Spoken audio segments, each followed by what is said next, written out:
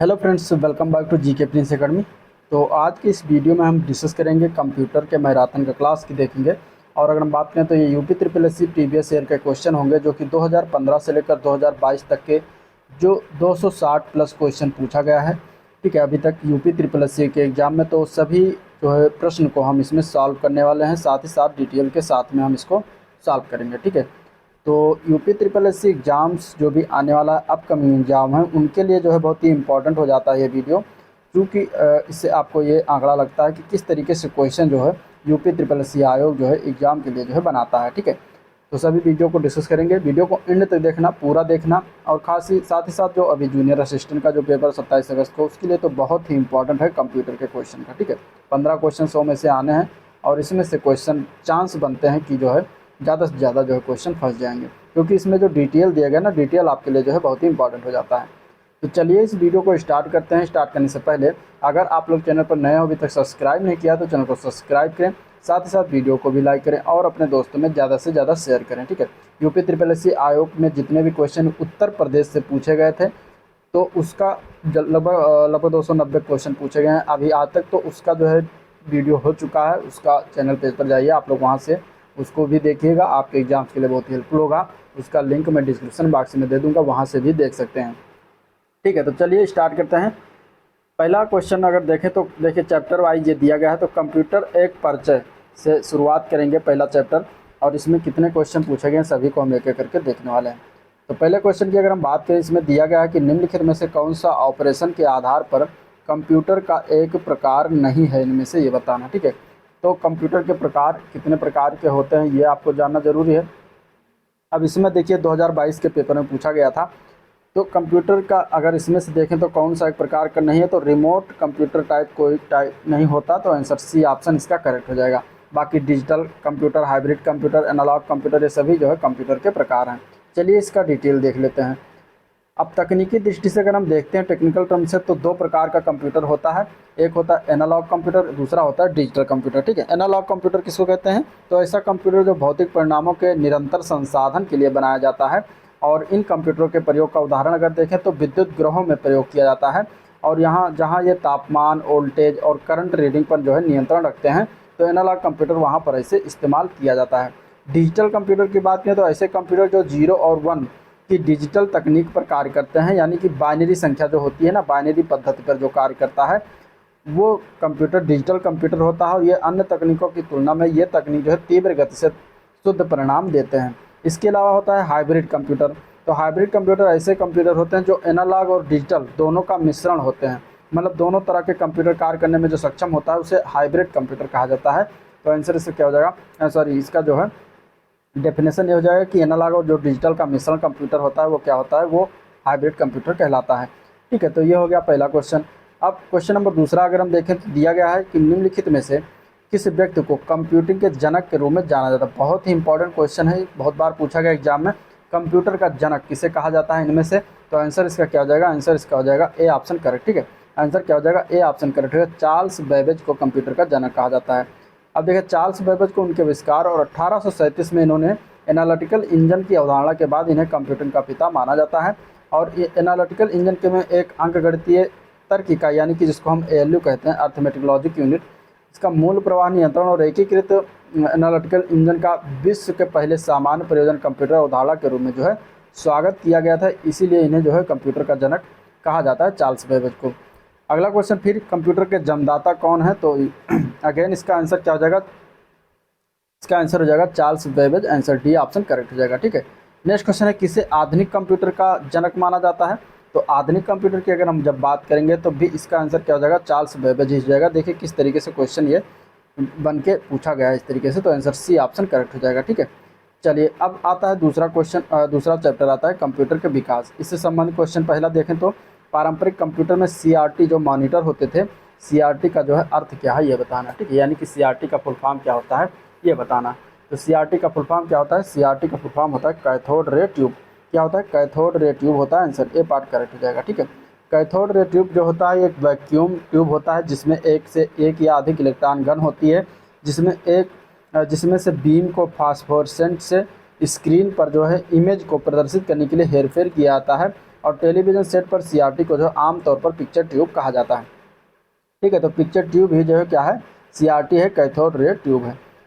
अगला प्रश्न है, पहली पीढ़ी के कंप्यूटरों में किसका प्रयोग किया जाता था। ये इस टाइप के क्वेश्चन जरूर इसको देख लीजिएगा। पहली पीढ़ी, दूसरी पीढ़ी, तीसरी पीढ़ी, चौथी पीढ़ी और पाँचवीं पीढ़ी, इन सभी कंप्यूटर, पाँचों पीढ़ियों के कंप्यूटर में क्या क्या प्रयोग किया जाता था, ये जरूर देख लीजिएगा। इससे क्वेश्चन बनने के चांस बहुत ज़्यादा रहते हैं। तो इसका आंसर हो जाएगा निर्वात ट्यूब, यानी वैक्यूम ट्यूब्स का इस्तेमाल पहली पीढ़ी, प्रथम पीढ़ी के कंप्यूटर में किया गया था। और इसकी प्रथम पीढ़ी कंप्यूटर की शुरुआत 1946 से माना जाता है। ठीक है, 1946 से लेकर 1959 तक रहा था। ठीक है, तो आंसर इसका ए ऑप्शन करेक्ट हो जाएगा और इसमें वैक्यूम ट्यूब का इस्तेमाल किया गया था। अब देख लेते हैं। तो देखिए, प्रथम पीढ़ी की शुरुआत 1946 में ENIAC नामक कंप्यूटर से हुआ था। प्रथम पीढ़ी के कंप्यूटर के लक्षण क्या क्या थे, तो इसमें निर्वात नालिकाओं का प्रयोग यानी कि वैक्यूम ट्यूब का इस्तेमाल किया गया था। पंच कार्ड पर यह आधारित था। ठीक है, और स्टोरेज के लिए जो है चुंबकीय ड्रम का, मैग्नेटिक ड्रम का जो है प्रयोग किया गया था। उस समय जो है स्टोरेज के लिए जैसे रैम रोम आदि अभी जो आ गए हैं वो सब नहीं था। उस समय जो है मैग्नेटिक ड्रम का प्रयोग किया जाता था स्टोरेज के लिए। ठीक है, तो ये भी याद रखिएगा। अगला क्वेश्चन, नेक्स्ट क्वेश्चन देखिए, दिया गया है कि कंप्यूटर की जो दूसरी पीढ़ी थी वो किस पर आधारित थी, मैंने कि कंप्यूटर की दूसरी पीढ़ी में किसका प्रयोग किया गया था। जैसे कि पहले पीढ़ी में वैक्यूम ट्यूब का प्रयोग किया गया, उसी तरीके से दूसरी पीढ़ी में क्या प्रयोग किया गया जिससे कि उसको दूसरी पीढ़ी कहा गया। तो दूसरी पीढ़ी में प्रयोग किया गया था ट्रांजिस्टर का। आंसर इसका बी ऑप्शन करेक्ट हो जाएगा। ठीक है, ट्रांजिस्टर का प्रयोग किया गया था। और ये चूँकि ये सस्ता और बिजली की कम खपत करता था और वैक्यूम ट्यूबों की तुलना में क्या था, अधिक विश्वसनीय और तेज था, तो ये इसका प्रयोग अब किया जाने लगा दूसरी पीढ़ी में निर्वात ट्यूब की जगह पर। नेक्स्ट क्वेश्चन है, कंप्यूटर माउस का आविष्कार किसने किया था।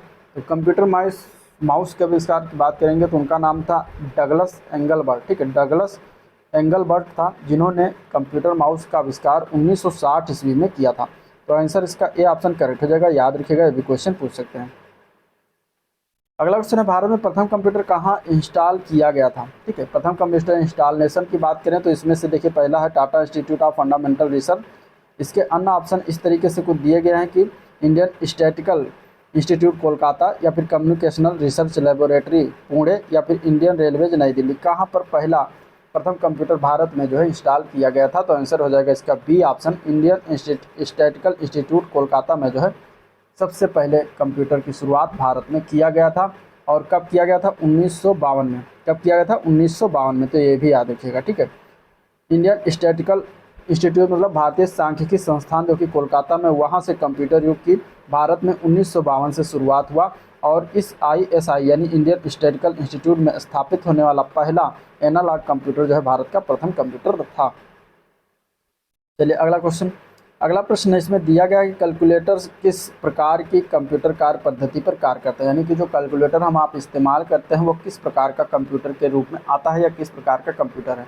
तो कैलकुलेटर जो है डिजिटल प्रकार का कंप्यूटर होता है। तो आंसर इसका सी ऑप्शन हो जाएगा, डिजिटल कंप्यूटर। ठीक है, अगला प्रश्न, निम्नलिखित में से कौन एक 2018 में स्थापित भारत का सबसे तेज कंप्यूटर है, सुपर कंप्यूटर। 2019 में पूछा गया था, तो करंट अफेयर्स है। इसका आंसर अगर हम बात करेंगे तो उस समय 2018 में सबसे तेज था Pratyush. Answer D option correct हो जाएगा प्रश्नकाल के समय। अब प्रत्यूष की बात करें तो Indian Institute of Tropical Meteorology Pune और National Centre for Medium Range Weather Forecast Noida में सफल होने वाला पहला सुपर कंप्यूटर था। और यह जनवरी 2018 में स्थापित किया गया था। भारत का पहला मेटाफ्लॉप श्रेणी का सुपर कंप्यूटर है, जो कि यह 6.8 पेटाफ्लॉप्स की गति से जो है गणना करने में सक्षम है। वर्तमान में भारत का सबसे तेज सुपर कंप्यूटर है परम सिद्धि, और इसे पुणे स्थित centre for development of advance computers के मुख्यालय में स्थापित किया गया है। ठीक है, चलिए next question. Next question 3G 4G 5G, ये मोबाइल प्रौद्योगिकी श्रृंखला में जी का क्या अर्थ होता है। ठीक है, जो 3G 4G 5G आप कहते हैं, इसमें जी का क्या अर्थ होता है।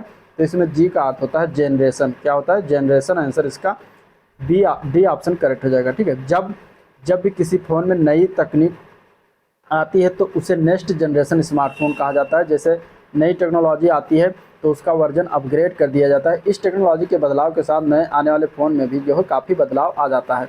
अगला प्रश्न, अगला क्वेश्चन है, निम्नलिखित में से कौन सा कंप्यूटर एनालॉग आउटपुट को डिजिटल फॉर्म में परिवर्तित करने में मुख्यतः संबद्ध है।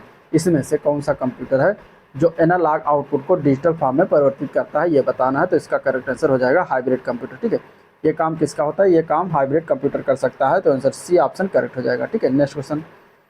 1943 में जे.डब्ल्यू. मौचली और जे. प्रेस्पर इकर्ट द्वारा बिना किसी भी यांत्रिक हिस्सों के बनाए गए पहले कंप्यूटर को क्या कहा गया? 1943 में बनाया गया था। उस कंप्यूटर का नाम क्या था? तो उसका नाम था एनिएक कंप्यूटर। आंसर इसका हो जाएगा एनिएक। ए पार्ट करेक्ट हो जाएगा। ठीक है, एनिएक का फुल फॉर्म याद रखिएगा, electronic numerical integrator and computer इसका फुल फॉर्म हो। 1943 में इस परियोजना की शुरुआत करने का जो है जे.डब्ल्यू. मौचली और इकर्ट को जो है अधिकार प्राप्त हुआ था, और इस प्रोजेक्ट पीएक्स के लिए जो है अमेरिकी सेना ने अनुदान प्रदान किया था। 1946 में आविष्कार जाके पूरा हुआ था। नेक्स्ट क्वेश्चन, कंप्यूटरों की दूसरी पीढ़ी यानी सेकंड जनरेशन किस दौरान देखी गई थी? सेकंड जनरेशन की अगर हम बात करें तो अभी ऊपर बात हुई थी कि उसमें क्या प्रयोग किया गया था सेकंड जनरेशन पर।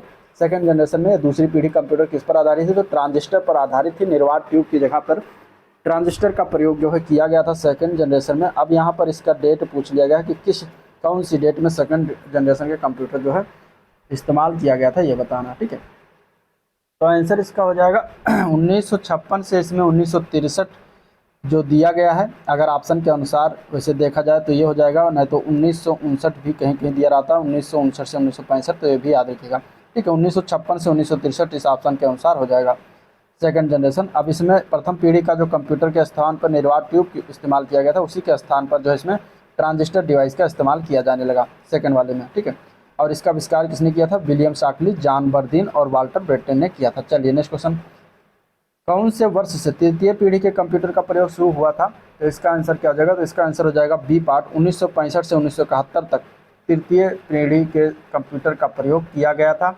और तृतीय पीढ़ी में क्या प्रयोग किया गया था? तृतीय पीढ़ी में एकीकृत परपथ या फिर आईसी जिसको कहते हैं, ठीक है, इंटीग्रेटेड चिप, इसका इस्तेमाल किया गया था तीसरी पीढ़ी के कंप्यूटर में। ठीक है, चलिए नेक्स्ट क्वेश्चन, भारत का सबसे शक्तिशाली सुपर कंप्यूटर प्रत्युष IITM यानी कि भारतीय उष्णकटिबंधीय मौसम विज्ञान संस्थान कहाँ पर स्थापित किया गया है? तो इसकी स्थापना की गई पुणे में। आंसर इसका डी ऑप्शन करेक्ट हो जाएगा, पुणे। ठीक है, पुणे में इसकी स्थापना किया गया है। पुणे इसका आंसर हो जाएगा। जो कि अभी अगर हम बात करें तो इस सुपर कंप्यूटर की हाई परफॉर्मेंस जो है क्षमता 6.8 मेगाफ्लॉप्स है, जो कि मात्र 1 सेकंड में कई अरब गणनाएं कर सकता है। चलिए नेक्स्ट क्वेश्चन देखते हैं, तो कौन सा नियम है जो बताता है कि प्रोसेसर की गति या कंप्यूटर की समग्र प्रसंस्करण गति शक्ति जो है प्रत्येक 2 वर्ष पर दुगनी हो जाएगी? तो इसका आंसर क्या हो जाएगा? तो इसका आंसर हो जाएगा बी पार्ट, वो मूर का नियम है। आंसर इसका बी ऑप्शन करेक्ट हो जाएगा, मूर का नियम। ठीक है, आंसर क्या हो जाएगा? बी ऑप्शन करेक्ट हो जाएगा, मूर का नियम। इंटेल के संस्थापक हैं गॉर्डन मूर। उन्होंने सबसे पहले कंप्यूटर के प्रसंस्करण शक्ति की बारीकी से अध्ययन किया और कहा कि आईसी पर निर्मित होने वाले ट्रांजिस्टरों की संख्या प्रति वर्ष में दुगनी होती जाएगी, किंतु बाद में इसे संशोधित करके उन्होंने ये कहा कि संख्या प्रति वर्ष दो वर्ष में जो है दुगनी होती चली जाएगी। चलिए अगला प्रश्न देखते हैं, इनमें से कौन सा कंप्यूटर का सबसे आम प्रकार है और इसका उपयोग आमतौर पर द्विधारी संख्या प्रणाली का उपयोग करके मात्राओं के साथ जो है जानकारी को संसाधित करने के लिए किया जाता है?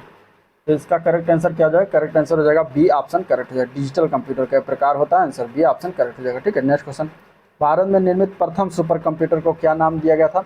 तो भारत में निर्मित प्रथम सुपर कंप्यूटर का नाम था परम। क्या नाम था? परम नाम था। आंसर बी ऑप्शन करेक्ट हो जाएगा, परम। ठीक है, जो कि इसको परम 8000 को जो है भारत का पहला सुपर कंप्यूटर माना गया, और ये 1991 में सी डैक द्वारा बनाया गया था। और आदित्य की अगर हम बात करें, इसमें दिया गया आदित्य की बात करें तो भारतीय मौसम विभाग संस्थान पुणे द्वारा जो है बनाया गया ये कंप्यूटर का नाम है आदित्य। ठीक है, तो पहला सुपर कंप्यूटर जो भारत का निर्मित था, भारत में निर्मित, वो था बी ऑप्शन हो जाएगा, परम। ठीक है, अब इनपुट आउटपुट से क्वेश्चन बहुत सारे पूछे जाते हैं, तो इसके बारे में हम देखेंगे। पहला क्वेश्चन कुछ इस तरीके से दिया गया है, 22 के पेपर में आया हुआ क्वेश्चन है कि निम्न में से किस प्रकार का स्कैनर प्रकाश स्रोत की सहायता से वर्ण, अंक और कोड पढ़ता है और प्रतियोगी परीक्षाओं में वस्तुनिष्ठ प्रकार के उत्तर पत्रों के लिए जो उनका उपयोग किया जाता है? तो ये किस प्रकार का जो है स्कैनर है जिसको प्रकाश स्रोत से जो है सहायता से जो है पढ़ता है वर्ण, अंक और कोड को? तो वो किस प्रकार का है? तो वो कौन सा स्कैनर है? तो वो स्कैनर का नाम है OMR जिसको कहते हैं। ठीक है, OMR उत्तर पत्रिका। तो OMR हो जाएगा ऑप्टिकल मार्क रिकॉग्निशन, इसका आंसर हो जाएगा बी ऑप्शन करेक्ट हो जाएगा। ठीक है, बी ऑप्शन करेक्ट हो जाएगा, बी ऑप्शन करेक्ट हो जाएगा। OMR की बात करें तो ऑप्टिकल मार्क रिकॉग्निशन, इसका फुल फॉर्म भी याद रखिएगा। एक प्रकार का स्कैनर होता है जो लाइट सोर्स की सहायता से जो है वर्ण और डिजिट और कोड को पढ़ता है। इसका प्रयोग प्रतियोगी परीक्षाओं में जो वस्तुनिष्ठ प्रकार का उत्तर पत्र जो होता है, ठीक है, आंसर शीट होती है, उसको पढ़ने के लिए जो है किया जाता है। चलिए अगला क्वेश्चन देखते हैं। तो निम्नांकित में से किस उपकरण का प्रयोग जो है किसी पेन या अन्य उपकरण के कागज के टुकड़े की सतह पर यांत्रिक गति द्वारा अत्यंत बड़े आरेखों या जटिल लाइन आर्ट को जो है प्रिंट करने में किया जाता है। तो इसका आंसर क्या हो जाएगा? तो इसका आंसर क्या हो जाएगा? इसके आंसर की बात करेंगे तो आंसर हो जाएगा डी पार्ट। उसको हम कहते हैं प्लॉटर। क्या कहते हैं? प्लॉटर कहते हैं। आंसर इसका डी ऑप्शन करेक्ट हो जाएगा। ठीक है। प्लॉटर किस प्रकार की डिवाइस है? तो प्लॉटर एक आउटपुट डिवाइस है जिसका प्रयोग बड़ी ड्राइंग करने में, जैसे कि कंस्ट्रक्शन प्लांट है, ऑटो CAD है, आदि में किया जाता है। और इसमें ड्राइंग बनाने के लिए जो है पेन, पेंसिल, मार्कर आदि राइटिंग टूल का प्रयोग होता है। ये बड़ी तथा जटिल ग्राफ या रेखा चित्र प्रिंट करने के लिए यांत्रिक गति का प्रयोग करता है।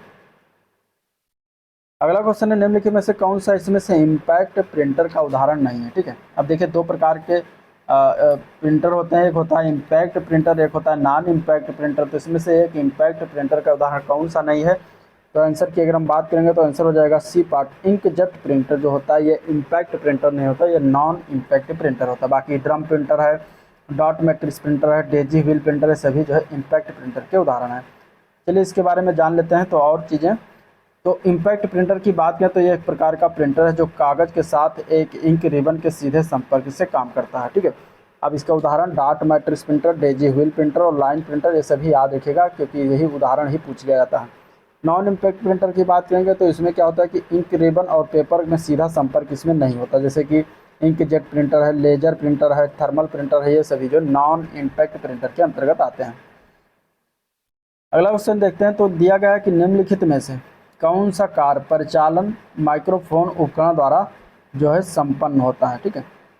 कौन सा कार्य अथवा परिचालन माइक्रोफोन उपकरण के द्वारा संपन्न होता है इसमें से? तो अगर हम आंसर की बात करेंगे तो क्या करता है? ध्वनि तरंगों को विद्युत संकेतों में परिवर्तित करता है। तो ये कार्य होता है माइक्रोफोन उपकरण में। तो आंसर इसका ए ऑप्शन करेक्ट हो जाएगा। ठीक है। आंसर इसका ए ऑप्शन करेक्ट हो जाएगा।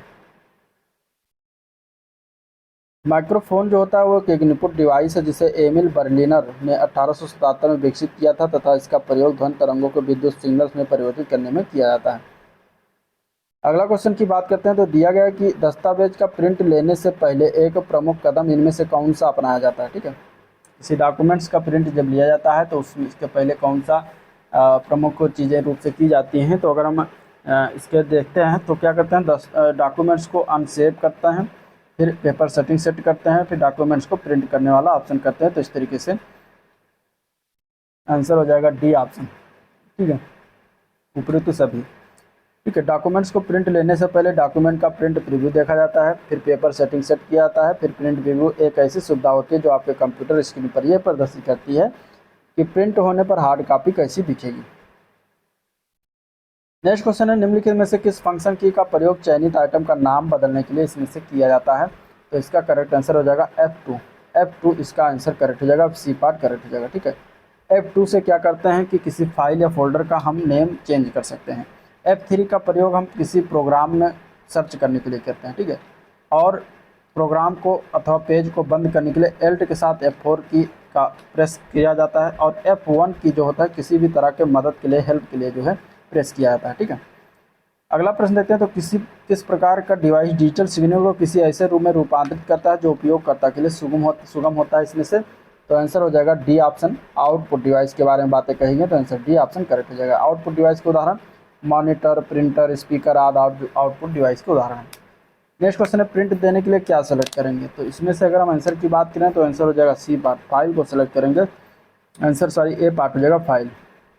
ठीक है। एडिट मेनू की बात करेंगे तो फाइल में परिवर्तन के लिए होता है। टूल्स मेनू की बात करें तो ये मेनू का प्रयोग, इसमें अगर हम बात करें तो table tools, picture tools, drawing tools, smart art tools, chart tool, header footer tool आदि सारे से टूल्स मेनू के अंतर्गत आते हैं। नेक्स्ट क्वेश्चन है, परिधीय उपकरण कार्य क्षमता जोड़ने के लिए कंप्यूटर सिस्टम से कनेक्ट होते हैं। निम्नलिखित में से कौन सा परिधीय उपकरण नहीं है इनमें से? ठीक है। माउस, स्कैनर, मदरबोर्ड या मुद्रक। तो अगर हम आंसर की बात करेंगे तो मदरबोर्ड जो होता है वो परिधीय उपकरण नहीं होता। ठीक है। तो आंसर इसका हो जाएगा डी ऑप्शन। ये कंप्यूटर का ही प्रमुख अंग है, जबकि अन्य विकल्प जो है परिधीय उपकरण है जो कंप्यूटर सिस्टम से जुड़े होते हैं, यानी कि आउटपुट डिवाइस, इनपुट डिवाइस। अगला क्वेश्चन, इनमें से किस निर्देशों का संग्रह है जो कंप्यूटर द्वारा निष्पादित किए जाने वाला एक विशिष्ट कार्य होता है? ठीक है। तो इसमें से अगर हम देखेंगे तो आंसर हो जाएगा सी ऑप्शन। एक प्रोग्राम जो होता है वो निर्देशों का क्या होता है, संग्रह होता है, स्टोर होता है, जो कंप्यूटर द्वारा निष्पादित किए जाने वाले कार्य किया जाने वाला एक विशिष्ट कार्य होता है। ठीक है, तो आंसर इसका हो जाएगा सी ऑप्शन करेक्ट। एक कंप्यूटर प्रोग्राम आमतौर पर एक विशिष्ट कार्य निष्पादित करता है। सॉफ्टवेयर जो होता है वह निर्देशों का एक संग्रह है जो यूजर को कंप्यूटर, उनके हार्डवेयर और अन्य घटकों के विशिष्ट कार्य करने में सक्षम बनाता है। अगला क्वेश्चन आया था, निम्नलिखित में से कौन सा कार्य किसी कंप्यूटर के सीपीयू द्वारा निष्पादित नहीं किया जाता है इनमें से। तो आंसर हो जाएगा इसमें से, आंसर इसका हो जाएगा बी पार्ट, निर्देश व्याख्या। ठीक है, सीपीयू के द्वारा काम नहीं किया जाता, तो आंसर बी ऑप्शन करेक्ट हो जाएगा। सीपीयू द्वारा निम्नलिखित कार्यों को किया जाता है। पहला, डाटा को स्थायी रूप से एकत्रित करता है, निर्देश प्राप्त करता है, डाटा प्रसंस्करण करता है, और सीपीयू को जो है कंप्यूटर का दिमाग कहा जाता है। ठीक है, नेक्स्ट क्वेश्चन, सीपीयू और मुख्य स्मृति यानी कि मेन मेमोरी के बीच एक बफर के रूप में कार्य करता है, और कौन है जो कार्य करता है। ठीक है, यानी सीपीयू यानी कि सेंट्रल प्रोसेसिंग यूनिट और मेन मेमोरी के बीच एक बफर के रूप में जो कार्य करता है उसको हम कहते हैं कैश मेमोरी। आंसर इसका बी ऑप्शन करेक्ट हो जाएगा, कैश मेमोरी। ठीक है, कैश मेमोरी एक विशेष प्रकार की तीव्र गति की मेमोरी होती है जो कंप्यूटर की प्रोसेसिंग की गति को बढ़ा देती है। यह मेमोरी सीपीयू और मुख्य मेमोरी यानी कि मेन मेमोरी के बीच एक बफर के रूप में जो है कार्य करती है। ठीक है, नेक्स्ट क्वेश्चन देखते हैं,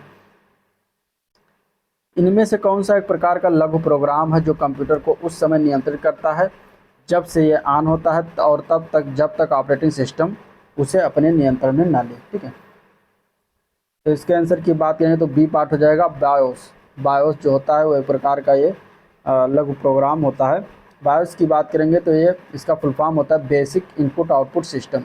ठीक है, और इसका उपयोग बूट प्रक्रिया के समय हार्डवेयर को प्रारंभ करने के लिए करते हैं। बायोस प्लस जो है पूरा प्रश्न जोड़ देते हैं। ठीक है, बायो प्लस। अगला क्वेश्चन है, कंप्यूटर संसाधक के रूप संदर्भ में जो है एलयू का फुल फॉर्म क्या होता है। तो एलयू का फुल फॉर्म की अगर हम बात करेंगे तो आंसर हो जाएगा इसका ए पार्ट, अर्थमेटिक लॉजिक यूनिट होता है। आंसर ए पार्ट इसका करेक्ट हो जाएगा, arithmetic logic unit. Next question देते हैं, तो कंप्यूटर के सभी हार्डवेयर की जांच निम्न में से कौन से करता है। तो वही बायोस करता है। ठीक है, आंसर इसका ये ऑप्शन करेक्ट हो जाएगा। बायोस का फुल फॉर्म जान लीजिए, बेसिक इनपुट आउटपुट सिस्टम है। यह एक सॉफ्टवेयर है जिसे मदरबोर्ड पर बने अस्थायी रोम चिप में जो है ये रखा जाता है। इसमें उपयोगकर्ता द्वारा जो है परिवर्तन नहीं किया जा सकता। जैसे ही कंप्यूटर ऑन करते हैं, बायोस पासवर्ड और हार्डवेयर की जांच करता है तथा ऑपरेटिंग सिस्टम चालू करता है, और इस तरह यह हार्डवेयर तो सॉफ्टवेयर के बीच जो है संबंध स्थापित करता है। अगला क्वेश्चन है, कौन सी कोटि जो है बायोस को सर्वोत्तम परिभाषित करती है। तो बायोस की अगर हम बात करेंगे तो ये क्या है। तो बायोस की बात करेंगे तो एक प्रकार का ये फर्मवेयर है। आंसर इसका सी ऑप्शन करेक्ट हो जाएगा, फर्मवेयर। ठीक है, फर्मवेयर हार्डवेयर डिवाइस के स्थायी रूप में इंस्टॉल किया जाता है। फर्मवेयर बैकग्राउंड किया जाता है।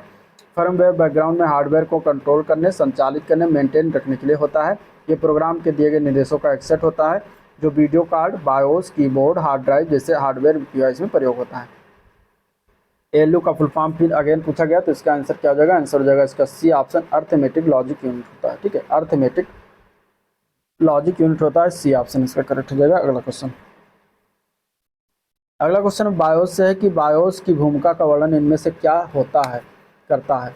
तो यह एक प्रोग्राम है जो रोम को निष्पादित करता है। ठीक है, जब कंप्यूटर चालू होता है तो ये सभी चीज़ों की जांच करता है, हार्डवेयर सॉफ्टवेयर की। तो आंसर इसका हो जाएगा बी ऑप्शन करेक्ट। ठीक है, इसके बारे में बात किया। नेक्स्ट क्वेश्चन देखते हैं, सीपीयू का वो भाग जो जिसमें सर्किटरी लगा होता है, और जो संग्रहित प्रोग्रामों को, स्टोर्ड प्रोग्रामों को पूरा करने या निष्पादित करने के लिए पूरे कंप्यूटर सिस्टम को निर्देशित करने के लिए विद्युत संकेत का प्रयोग करता है, उसे किस नाम से जानते हैं।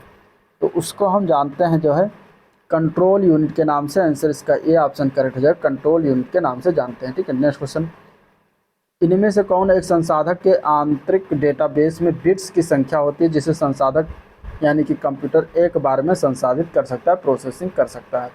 तो वो होता है उसको वर्ड लेंथ। वर्ड लेंथ जो होती है एक संसाधक के आंतरिक डेटाबेस में बिट्स की संख्या होती है। ठीक है, तो आंसर सी ऑप्शन करेक्ट हो जाएगा। अगला क्वेश्चन है, निम्नलिखित में से कौन सा कंप्यूटर पेरिफेरल आपको भौतिक छवि या दस्तावेज यानी कि डॉक्यूमेंट्स की प्रतिलिपि बनाने या कॉपी करने और उसे डिजिटल छवि के रूप में अपने कंप्यूटर पर सहेजने की सुविधा प्रदान करता है इनमें से। तो इसका करेक्ट आंसर हो जाएगा सी ऑप्शन, स्कैनर इसको कहते हैं, स्कैनर। सी ऑप्शन करेक्ट हो जाएगा। ठीक है, स्कैनर एक कंप्यूटर पेरिफेरल है जो भौतिक छवि या दस्तावेज की प्रतिलिपि बनाने और उसे डिजिटल छवि के रूप में अपने कंप्यूटर सहेजने की सुविधा प्रदान करता है।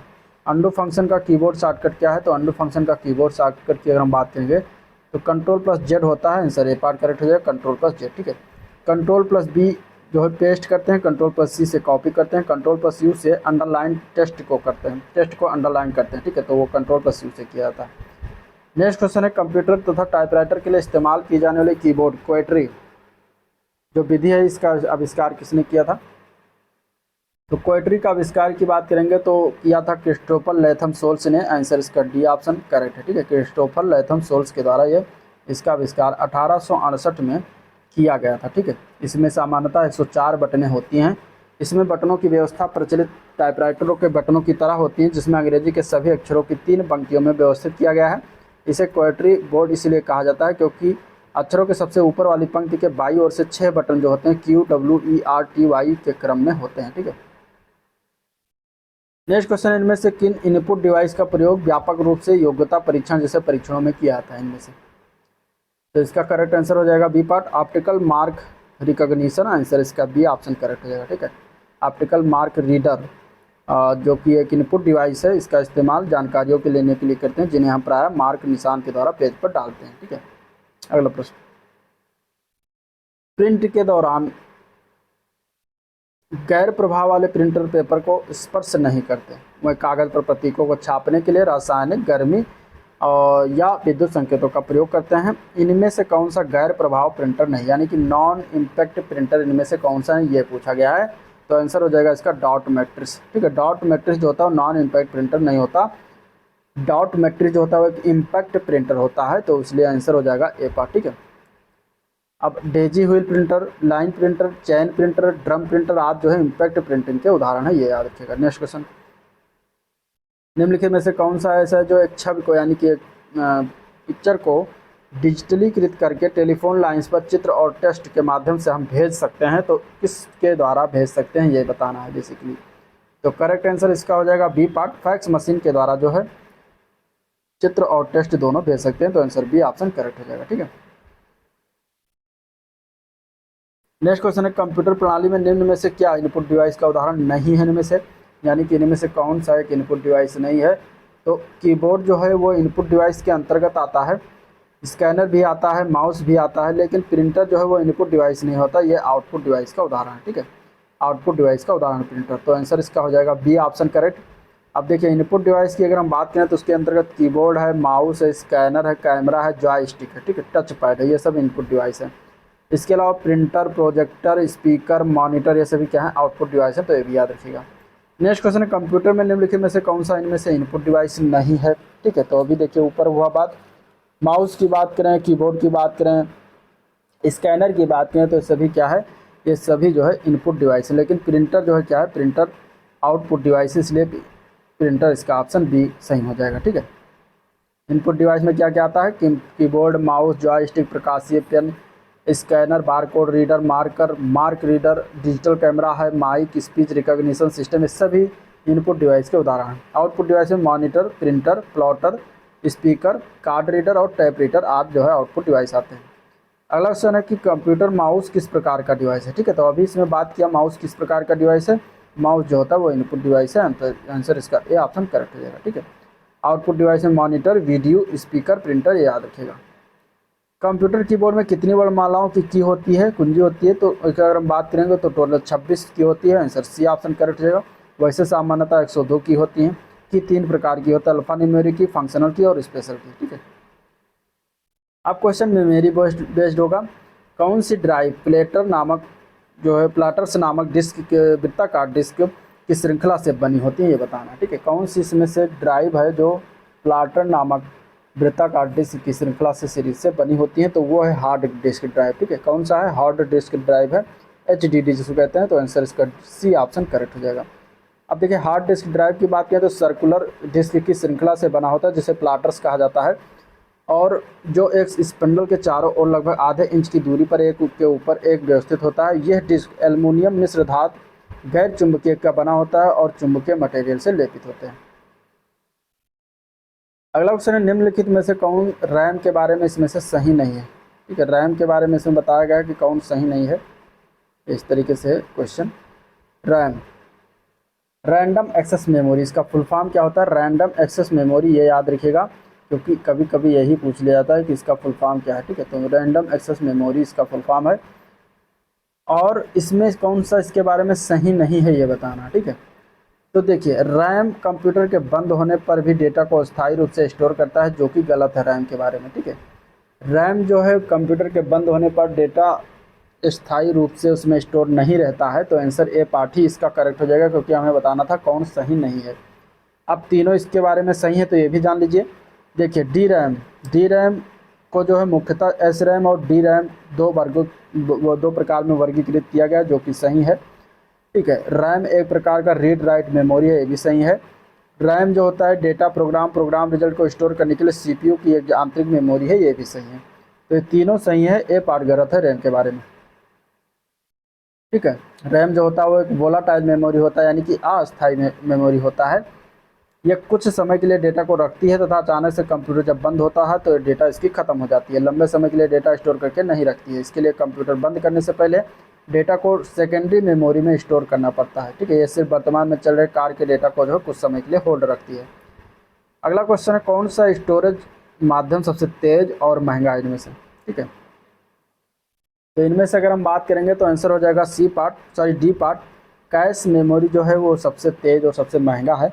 आंसर डी ऑप्शन करेक्ट हो जाएगा। ठीक है, अब देखिए कुछ इस तरीके से इसका डिजाइन है। हार्ड डिस्क, रोम, रैम, कैश मेमोरी में सबसे तेज और महंगा जो है कैश मेमोरी आती है। अब देखिए इंक्रीज इन स्पीड, यानी कि अगर हम ऊपर जाएंगे तो स्पीड में जो है इंक्रीज होगा। यानी मैग्नेटिक टेप जो होता है सबसे कम स्पीड होता है इसका, फिर मैग्नेटिक डिस्क इससे ज़्यादा होता है। इसके बाद मैग्नेटिक डिस्क से रैम यानी कि मेन मेमोरी की स्पीड ज़्यादा होती है। इसके बाद इससे ज़्यादा स्पीड जो होती है कैश की होती है। इससे सबसे ज़्यादा स्पीड जो होती है रजिस्टर की मेमोरी की होती है। और अगर ऊपर से नीचे आएंगे तो कैपेसिटी में इंक्रीज होगा, बढ़ोतरी होगा। यानी कि रजिस्टर की कैपेसिटी सबसे कम है, इसके बाद उससे ज़्यादा कैपेसिटी कैश की है, फिर उससे ज़्यादा कैपेसिटी मेन मेमोरी यानी रैम की है, फिर उससे ज़्यादा एचडीडी की है कैपेसिटी, फिर सबसे ज़्यादा जो है मैग्नेटिक टेप की कैपेसिटी है। तो ये एक याद रखिएगा, इसको आप त्रिभुज बना लीजिए या फिर इसका जो है स्क्रीन शॉट लेके रख सकते हैं। ठीक है, अब ऑप्शन में अगर रजिस्टर दिया होता तो रजिस्टर ही ऑप्शन होता, लेकिन रजिस्टर नहीं ना देके कैश दिया गया है ऑप्शन में, तो कैश ही हो जाएगा। चलिए नेक्स्ट क्वेश्चन, डेटा को बनाए रखने के लिए निम्नलिखित में से किस प्रकार की मेमोरी को लगातार रिफ्रेश किया जाना चाहिए? अब देखिए दो प्रकार की रैम होता है, रैम टाइप 2 होता है। ठीक है, एस रैम, डी रैम। तो इसमें से कौन सी मेमोरी है जो बार बार रिफ्रेश करने की ज़रूरत होती है? तो वो रैम है डी रैम। ठीक है, डायनेमिक रैंडम एक्सेस मेमोरी इसका फुल फॉर्म है, डायनेमिक रैंडम एक्सेस मेमोरी जिसका फुल फॉर्म है, जिसको बार बार रिफ्रेश करने की ज़रूरत पड़ती है। जबकि एस रैम जो है इसका फुल फॉर्म है स्टैटिक रैंडम एक्सेस मेमोरी, जिसको रिफ्रेश करने की आवश्यकता नहीं होती। तो ये दोनों याद रखिएगा, आंसर इसका सी ऑप्शन करेक्ट हो जाएगा। ठीक है, अगला क्वेश्चन है, निम्नलिखित में से कौन सी मेन मेमोरी की विशेषता है इनमें से? ठीक है, यह कंप्यूटर की कार्यशील मेमोरी है। इसके अलावा सेकेंडरी मेमोरी से ज़्यादा तेज होती है। बिना प्राइमरी मेमोरी के कंप्यूटर नहीं चल सकता। तो तीनों इसके बारे में सही है, तो आंसर हो जाएगा डी ऑप्शन सही है, ए बी व सी। ठीक है, ए बी व सी इनके बारे में तीनों सही है। अब मेन मेमोरी की मुख्य विशेषताएं जान लीजिए। यह सेमी कंडक्टर मेमोरी होती है, यह आमतौर पर वोलाटाइल मेमोरी होती है, यह कंप्यूटर की कार्यशील मेमोरी है, यह सेकेंडरी मेमोरी से ज़्यादा तेज कार्य करती है, इसके बिना जो है कंप्यूटर नहीं चल सकता। ठीक है, ठीक है, चलिए नेक्स्ट क्वेश्चन, एसएसडी का फुल फॉर्म क्या है ये पूछा गया। एसएसडी का फुल फॉर्म क्या होता है? एसएसडी का फुल फॉर्म होता है सॉलिड स्टेट ड्राइव। क्या होता है? Solid state drive. आंसर हो जाएगा इसका C option correct, solid state drive. ठीक है, और यह क्या है? तो यह एक सॉलिड स्टेट जो है स्टोरेज डिवाइस है, जो डेटा को लगातार स्टोर करने के लिए इंटीग्रेटेड सर्किट असेंबली का उपयोग करता है। यह आमतौर पर फ्लैश मेमोरी का उपयोग करता है और कंप्यूटर स्टोरेज में सेकेंडरी स्टोरेज के रूप में कार्य करता है। इसे हम सॉलिड स्टेट डिवाइस या सॉलिड स्टेट डिस्क भी कहते हैं। ठीक है, तो ये बात होगी। नेक्स्ट क्वेश्चन देखते हैं, जीमेल कितना फ्री स्टोरेज प्रदान करता है? ठीक है, ये भी याद रखिएगा, 2021 के पेपर में पूछा गया था। तो जीमेल जो है ये 15 GB फ्री स्टोरेज देता है। आंसर सी ऑप्शन करेक्ट हो जाएगा, 15 GB। ठीक है, इसमें अगर बात करें तो गूगल ड्राइव है, जीमेल है, गूगल फोटो द्वारा आपस में जो है साझा किया जाता है।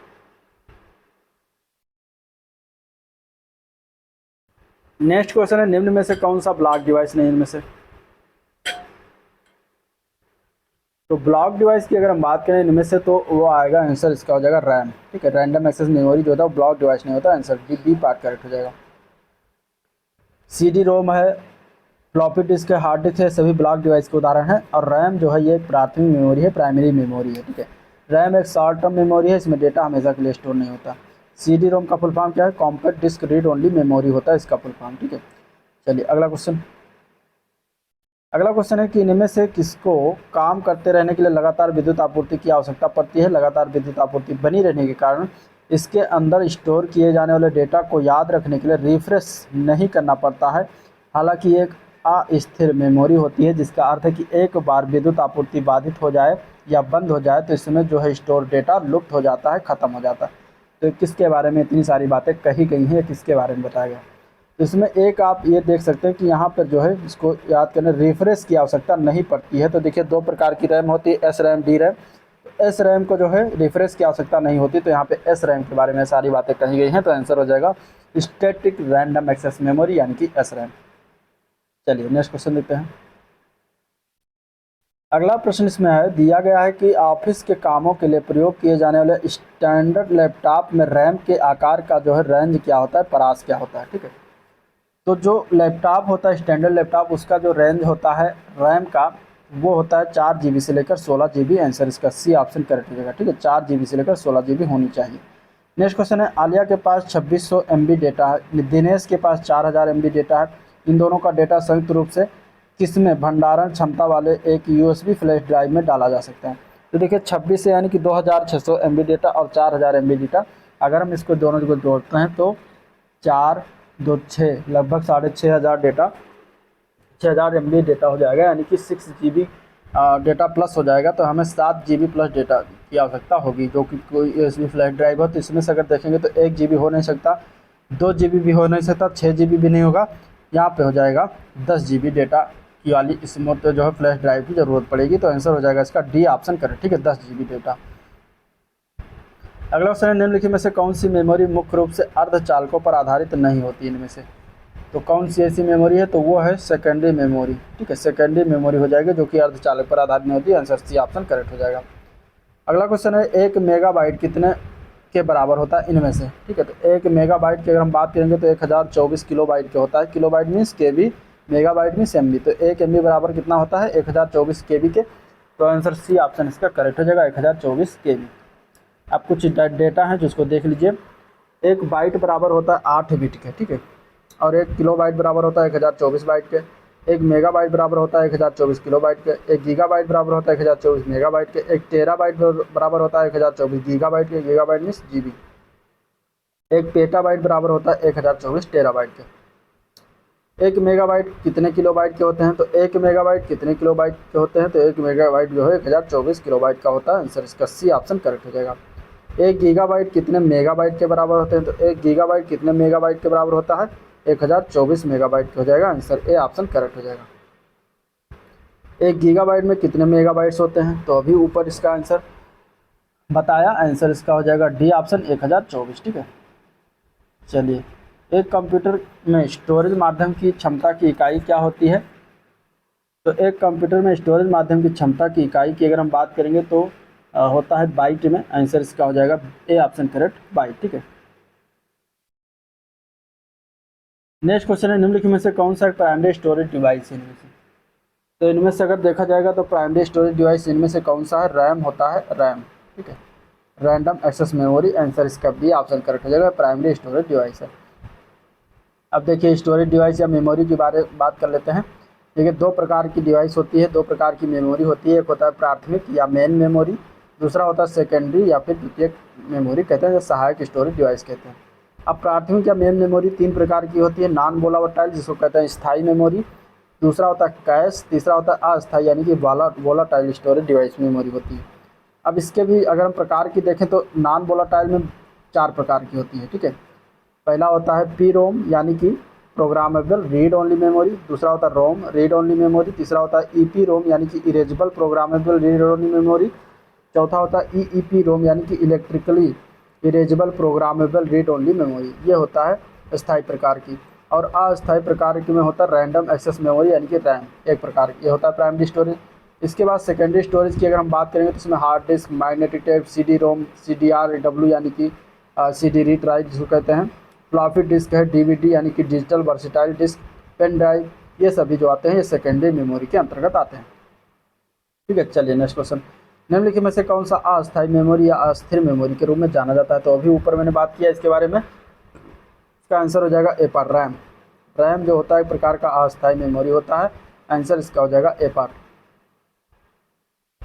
अस्थायी रूप से संग्रहित डेटा के लिए जो उपयोग किया जाने वाला शब्द क्या है? तो उसको हम कहते हैं जो है कैश डेटा। क्या कहते हैं? कैश डेटा कहेंगे, आंसर बी ऑप्शन करेक्ट हो जाएगा, कैश। अगला प्रश्न है निम्नलिखित में से कंप्यूटर प्रणाली में निम्नलिखित में से सबसे अधिक संग्रह क्षमता किसकी होती है? इनमें से देख, किलोबाइट, गीगाबाइट, टेराबाइट, मेगाबाइट। तो इनमें से अगर हम देखेंगे तो टेराबाइट की सबसे ज़्यादा होगी, आंसर इसका जो होगा सी ऑप्शन करेक्ट हो जाएगा। ठीक है, अगला प्रश्न देखते हैं। तो निम्नलिखित में से कंप्यूटर की परमानेंट मेमोरी क्या कहलाती है? तो जो परमानेंट मेमोरी होती है उसको हम कहते हैं रोम। ठीक है, रीड ओनली मेमोरी, आंसर इसका हो जाएगा सी ऑप्शन करेक्ट। ठीक है, कंप्यूटर में कौन सा हार्डवेयर है? तो इसमें जो C++ दिया गया है तो हार्डवेयर है नहीं, विंडोज 7 भी नहीं, नन ऑफ दी हो जाएगा, आंसर इसका हो जाएगा सी ऑप्शन, CD रोम। CD रोम जो है एक प्रकार का हार्डवेयर है, तो आंसर इसका सी ऑप्शन हो जाएगा। नेक्स्ट क्वेश्चन, कंप्यूटर में डेटा का किस रूप में भंडारण होता है? तो कंप्यूटर का डेटा भंडारण जो होता है बाइनरी रूप में होता है, 0 और 1 जो होता है बाइनरी संख्या, बाइनरी पद्धति, तो आंसर एक डी पार्ट करेक्ट हो जाएगा। कंप्यूटर प्रणाली में CD रोम द्वारा क्या दर्शाया जाता है? CD रोम की अगर हम बात करेंगे तो ये एक प्रकार का ऑप्टिकल डिस्क है, आंसर इसका हो जाएगा ए ऑप्शन करेक्ट। ठीक है, अगला क्वेश्चन है निम्नलिखित में से कौन सी मेमोरी सबसे कम एक्सेस समय होती है? किस मेमोरी की सबसे कम एक्सेस समय होता है इसमें से? तो वो हो जाएगा कैश मेमोरी, आंसर इसका ए ऑप्शन करेक्ट हो जाएगा। ठीक है, अब ये देखिए इस तरीके से कुछ दिया गया है, सबसे तेज प्रति यूनिट सबसे महंगा अगर हम देखेंगे तो ऊपर अगर हम जाएंगे तो सबसे तेज मिलेगा। ठीक है, कैश मेमोरी, रजिस्टर मेमोरी, अभी जो मैंने बताया था वही चीज़ें हैं, तो ये देख लीजिएगा। नेक्स्ट क्वेश्चन देखते हैं। वर्चुअल मेमोरी का आकार निर्भर करता है, वर्चुअल मेमोरी का आकार किस पर निर्भर करता है? तो डिस्क स्पेस पर निर्भर करता है, आंसर सी ऑप्शन करेक्ट हो जाएगा। ठीक है, वर्चुअल मेमोरी क्या होती है इसके बारे में जान लीजिए। तो प्रोसेसर द्वारा जब मुख्य मेमोरी की क्षमता कम होती है तब वर्चुअल मेमोरी जनरेट की जाती है, अतः स्पष्ट है कि वर्चुअल मेमोरी डिस्क स्पेस के आकार पर जो है निर्भर करती है। अब क्वेश्चन डेटा प्रतिनिधित्व और संख्या प्रणाली से होगा। पहला क्वेश्चन कुछ इस तरीके से दिया गया कि निम्नलिखित में से कौन सी बाइनरी संख्या दशमलव संख्या 147 के समतुल्य है? ठीक है, ये जूनियर असिस्टेंट की में नहीं पूछा जाएगा। तो 147 के समतुल्य जब इसको आप निकालेंगे तो आंसर इसका ए ऑप्शन आएगा। आप किस तरीके निकाला जाता है? तो इस तरीके से निकाला जाता है। ठीक है, 147 को हम क्या करेंगे, 2 से भाग करेंगे, जो शेष बचेगा वहाँ पर लिखेंगे और जो आएगा इस तरीके परिणाम यहाँ पर लिखेंगे, फिर उसको 2 से भाग करेंगे, जो शेष बचेगा वहाँ से बचेंगे वहाँ लिखेंगे, फिर इसको 2 से भाग करेंगे। ठीक है, तो ये 18 से पूरा कट गया तो यहाँ पे 0 हो जाएगा शेषफल, फिर 2 से भाग करेंगे 9 से कटेगा 0 हो जाएगा, फिर 2 से भाग करेंगे 4 बचेगा। ठीक है, 2 4 बार जाएगा, 2 चौके 8, 1 बचेगा शेषफल, फिर 2 से भाग करेंगे तो 2 बार जाएगा 0 बचेगा शेषफल, फिर 2 से भाग करेंगे तो 1 बार जाएगा 0 बचेगा शेषफल। तो इस तरीके से जब तक हमारा लास्ट में यहाँ 1 ना आ जाए तब तक हम इसको 2 से भाग करते चले जाएंगे। फिर क्या करेंगे, हम नीचे से इसको जो है लिख देंगे 1, जैसे 1 है तो 1 लिख दिया, फिर 0 है फिर 0 लिख दिया, फिर 0 है फिर 0, इस तरीके से ऊपर तक जहाँ तक लिखते चले जाएंगे और 1 0 1 0 इस तरीके से वो संख्या का बाइनरी रूप निकल के आ जाएगा। ठीक है, तो इस तरीके से कुछ लगाया जाता है। अगला क्वेश्चन है बाइनरी संख्या प्रणाली को और किस नाम से जानते हैं? तो उसको हम जानते हैं बेस 2 संख्या प्रणाली भी कहा जाता है, तो आंसर ए ऑप्शन करेक्ट है। चूँकि इसमें 2 संख्या 2 अंक होता है 0 और 1, इसलिए बेस 2 संख्या प्रणाली भी कहा जाता है। बाइनरी नंबर प्रणाली में प्रयुक्त किए जाने वाले विशिष्ट प्रतीकों की सही संख्या कितनी है? तो सही संख्या की अगर हम बात करेंगे तो होता है 2। ठीक है, 1 और 0, 0 और 1, तो आंसर इसका हो जाएगा डी ऑप्शन करेक्ट 2। निम्नलिखित में से कौन सी बाइनरी संख्या प्रणाली का उदाहरण? तो देखिए ये उदाहरण नहीं है, बाइनरी संख्या में सिर्फ 2 अंक आते हैं 0 और 1। ठीक है, तो आंसर हो जाएगा सी ऑप्शन। अगला क्वेश्चन है निम्नलिखित में से द्विधारी संख्या यानी बाइनरी ऑपरेशन का परिणाम इनमें से किसका ये होगा? ठीक है, तो इसको निकालने के लिए हम क्या करेंगे, कुछ इस तरीके से निकाल के दिखाया गया है। इसका जब हम डेसिमल वैल्यू निकालेंगे तो 37 आएगा, इसका डेसिमल वैल्यू निकालेंगे तो 21 आएगा, और जब दोनों को हम जोड़ देंगे तो ये आ जाएगा 58। ठीक है, तो इस तरीके से आंसर इसका हो जाएगा बी ऑप्शन करेक्ट।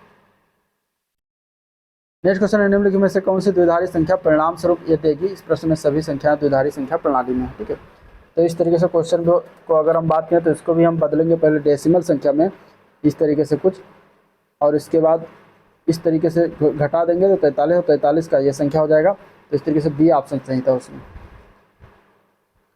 अगला प्रश्न देखते हैं, तो कंप्यूटर वर्तमान कंप्यूटर में समस्त विश्व में कौन सा कोड प्रयोग किया जाता है और स्वीकार है? तो इसमें से अगर हम देखेंगे तो वो है ASCII कोड प्रयोग किया जाता है। तो आंसर इसका ए ऑप्शन करेक्ट हो जाएगा। ASCII का फुल फॉर्म क्या है? तो American standard code for information interchange इसका फुल फॉर्म बनता है, जो कि वर्तमान कंप्यूटर में समस्त विश्व में प्रयोग किया जाने वाला जो है कोड है, जिसका उपयोग कंप्यूटर में टेक्स्ट को निरूपित करने के लिए किया जाता है। और इस कोड में 7 या 8 बिट का जो है इस्तेमाल किया जाता है। बाइनरी संख्या इसका जो है दशमलव समतुल्य क्या होगा, डेसिमल संख्या क्या होगी? तो देखिए डेसिमल को निकालने के लिए किस विधि से निकालते हैं? तो इस विधि से निकाला जाता है। सॉरी, ये जो बाइनरी संख्या दिया गया है इसमें क्या करेंगे कि पहला इधर से हम शुरुआत करेंगे। पहले वाली जो बाइनरी संख्या है उसमें क्या करेंगे, 1 गुणे 2 की पावर 0 से गुणा करके जो आएगा उसको लिख देंगे। फिर दूसरे वाली संख्या में 2 की पावर 1 से गुणा करेंगे, फिर तीसरे वाले में 2 की पावर 2 से, फिर चौथे वाले में 2 की पावर 3 से, फिर पाँचवीं में इसी तरीके से सेम गुणा करते चले जाएंगे। और जो संख्या हमें आएगी इधर प्राप्त होगा उस संख्या को हम सर कैलकुलेट करके लिखते जाएंगे। और फाइनली हम इसको क्या करेंगे, लास्ट में सबसे हम जोड़ देंगे, और जोड़ने पर जो संख्या प्राप्त होगी वही डेसिमल हो जाएगी। ठीक है, इसी तरीके से इसका डेसिमल अब निकालना है 101 का। तो देखिए इस तरीके से एक में हम क्या करेंगे, 2 की पावर 0 से गुणा करके लिख देंगे, फिर एक में हम 2 की पावर 1 से गुणा करेंगे, फिर 0 में 2 की पावर 2 से, फिर एक में जो है 2 की पावर 3 से गुणा करेंगे। अब इस तरीके से 2 की पावर 0 जो होता है वो 1 ही होता है, तो यहाँ पे 1 आ जाएगा। 2 की पावर 1 2 हो जाएगा, और 2 1 कम 2 यहाँ पे 2 आ जाएगा। 0 में किसी भी संख्या को 0 से गुणा करेंगे 0 आ जाएगा। और 2 की पावर 3 का वैल्यू होता है 8। तो इस तरीके से 8 2 10 11, इसकी संख्या कितनी आ जाएगी, 11 हो जाएगी। आंसर इसका सी ऑप्शन करेक्ट हो जाएगा। अब कंप्यूटर प्रोग्रामिंग बहुत भाषाएं से क्वेश्चन है, कुछ इस तरीके से क्वेश्चन पूछा गया था। ठीक है, ये पहला क्वेश्चन है कि एक प्रक्रिया संसाधनों का अनुरोध करती है इनमें से, और यदि उस समय संसाधन उपलब्ध नहीं है तो प्रक्रिया प्रतीक्षा की स्थिति में प्रवेश करती है। कभी कभी प्रतीक्षा प्रक्रिया कभी भी अवस्था को बदलने में सक्षम नहीं होती, क्योंकि इसके द्वारा अनुरोधित संसाधनों को अन्य प्रतीक्षा प्रक्रियाओं द्वारा आयोजित किया जाता है। और यह जो स्थिति क्या कहलाती है? तो इस परिस्थिति को हम कहते हैं डेडलॉक। क्या कहते हैं? डेडलॉक कहते हैं। आंसर इसका सी ऑप्शन करेक्ट है, डेडलॉक। ठीक है, अगला प्रश्न है, कंप्यूटर प्रणाली में निम्नलिखित में से कौन सा प्रोग्रामिंग भाषा नहीं है इनमें से? तो कोबोल, फोर्ट्रान, पास्कल, ये तीनों प्रोग्रामिंग भाषा है, लेकिन लोटस जो है प्रोग्रामिंग भाषा नहीं है। लोटस जो है एक अमेरिकन सॉफ्टवेयर कंपनी का नाम है। तो आंसर इसमें डी ऑप्शन करेक्ट हो जाएगा। ठीक है, नेक्स्ट क्वेश्चन, किसी कंप्यूटर द्वारा प्रति सेकंड की जा सकने वाली संक्रियाओं की संख्या का निर्धारण किसके द्वारा किया जाता है? इसे मेगाहर्ट्ज या गीगाहर्ट्ज में व्यक्त किया जाता है। तो उसको हम कहते हैं क्लॉक स्पीड। आंसर इसका हो जाएगा क्लॉक स्पीड द्वारा किया जाता है। ठीक है, क्लॉक स्पीड जो किसी प्रोसेसर द्वारा प्रति सेकंड में की जाने वाली संक्रियाओं की संख्या का निर्धारण है, इसे मेगाहर्ट्ज या गीगाहर्ट्ज में व्यक्त किया जाता है। अगला प्रश्न है कि कर्नेल के बारे में निम्नलिखित में से कौन सा कथन इसमें से सही है? गलत है, सॉरी, गलत कथन बताना है कर्नेल के बारे में। तो कर्नेल के बारे में इसमें से गलत कथन की अगर हम बात करेंगे तो देखिए, यह ऐसा कंप्यूटर प्रोग्राम है जो कभी निष्पादित यूटिलिटीज का समन्वय करता है, जो कि यह जो क्या है कर्नेल के बारे में सही चीज़ें लिखी हैं। एक ऐसा कंप्यूटर प्रोग्राम है जो सभी कंप्यूटर प्रचालनों को नियंत्रित करता है, ये भी सही है। यह ऐसा कंप्यूटर प्रोग्राम है जो सभी प्रणाली प्रक्रियाओं को निर्धारित और व्यवस्थित करता है, ये भी सही है। तो आंसर इसका डी पार्ट करेक्ट हो जाएगा। ठीक है, यह ऐसा कंप्यूटर प्रोग्राम है जो उपयोगकर्ता को प्रचालन प्रणाली के बीच एक अंतराफलक उपलब्ध करवाता है, जो कि गलत है। तो आंसर डी ऑप्शन करेक्ट हो जाएगा। निम्नलिखित में से क्या है परियोजन उन्मुख या परियोजन आधारित प्रोग्रामिंग लैंग्वेज नहीं है इनमें से? तो इसका आंसर हो जाएगा सी। सी जो है कोई प्रोग्रामिंग लैंग्वेज नहीं है, तो answer C D part correct हो जाएगा। ठीक है, नेक्स्ट क्वेश्चन, इनमें से कौन सी कंप्यूटर प्रोग्रामिंग भाषा नहीं है? तो इनमें से अगर हम देखेंगे तो A@ जो होता है प्रोग्रामिंग भाषा नहीं होता, प्रोग्रामिंग लैंग्वेज नहीं होता। तो आंसर डी ऑप्शन करेक्ट हो जाएगा। ठीक है, निम्नलिखित में से कौन सी लैंग्वेज पास्कल से प्राप्त सिस्टम प्रोग्रामिंग लैंग्वेज है रक्षा एप्लीकेशन के लिए प्रयोग किया जाता है? तो उस एप्लीकेशन का नाम है एडा। आंसर इसका हो जाएगा डी ऑप्शन करेक्ट। ठीक है, एडा जो है लैंग्वेज पास्कल से प्राप्त सिस्टम प्रोग्रामिंग लैंग्वेज है और रक्षा एप्लीकेशन के लिए प्रयोग किया जाता है। कंप्यूटर भाषा कोबोल किसके लिए उपयोगी है? तो कोबोल की अगर हम बात करेंगे तो ये व्यावसायिक कार्य के लिए जो है वाणिज्यिक पर्पज से प्रयोग किया जाता है। तो आंसर ए ऑप्शन करेक्ट हो जाएगा। इसका फुल फॉर्म क्या होता है? कॉमन बिजनेस ओरिएंटेड लैंग्वेज इसका फुल फॉर्म है। कंपाइलर क्या है? तो कंपाइलर का काम होता है एक कंप्यूटर एक प्रोग्राम है। ठीक है, कंपाइलर जो क्या है एक कंप्यूटर प्रोग्राम है, तो ये भी सही है। सॉफ्टवेयर का भाग है, भी सही। हाई लेवल मशीन लैंग्वेज को बदलने वाला प्रोग्राम है, तो ये भी सही। तो आंसर हो जाएगा डी ऑप्शन उपयुक्त सभी। ठीक है, आंसर क्या हो जाएगा? डी ऑप्शन उपयुक्त सभी। चलिए नेक्स्ट क्वेश्चन देखते हैं। जटिल वैज्ञानिक गणनाओं के लिए जो है किसका प्रयोग करते हैं? तो हम प्रयोग करते हैं फोर्ट्रान लैंग्वेज का। आंसर बी ऑप्शन करेक्ट हो जाएगा।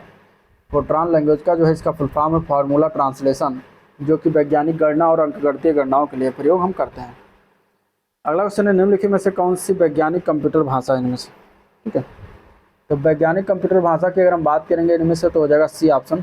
फोर्ट्रान जो होता है वो वैज्ञानिक कंप्यूटर भाषा है। अब हम सॉफ्टवेयर की बात करेंगे। एम एस वर्ड किसका उदाहरण है? तो एम एस वर्ड जो है ये एक प्रकार का एप्लीकेशन सॉफ्टवेयर है, तो आंसर इसका सी ऑप्शन करेक्ट हो जाएगा, एप्लीकेशन सॉफ्टवेयर। ठीक है, देखिए दो प्रकार का होता है, सिस्टम सॉफ्टवेयर होता है, दूसरा एप्लीकेशन सॉफ्टवेयर। सिस्टम सॉफ्टवेयर जैसे कि ऑपरेटिंग सॉफ्टवेयर, ऑपरेटिंग सिस्टम हो गया, और एप्लीकेशन सॉफ्टवेयर की बात करें तो एम एस वर्ड है, एम एस ऑफिस है, एम एस पावर पॉइंट है, पेंट है इत्यादि हो गया। वायरस एक ऐसा प्रोग्राम है जिसे कंप्यूटर के सामान्य कामकाज में हस्तक्षेप करने के लिए जो है बनाया गया है। इनमें से कौन सा वायरस का एक प्रकार नहीं है? इनमें से ये बताना।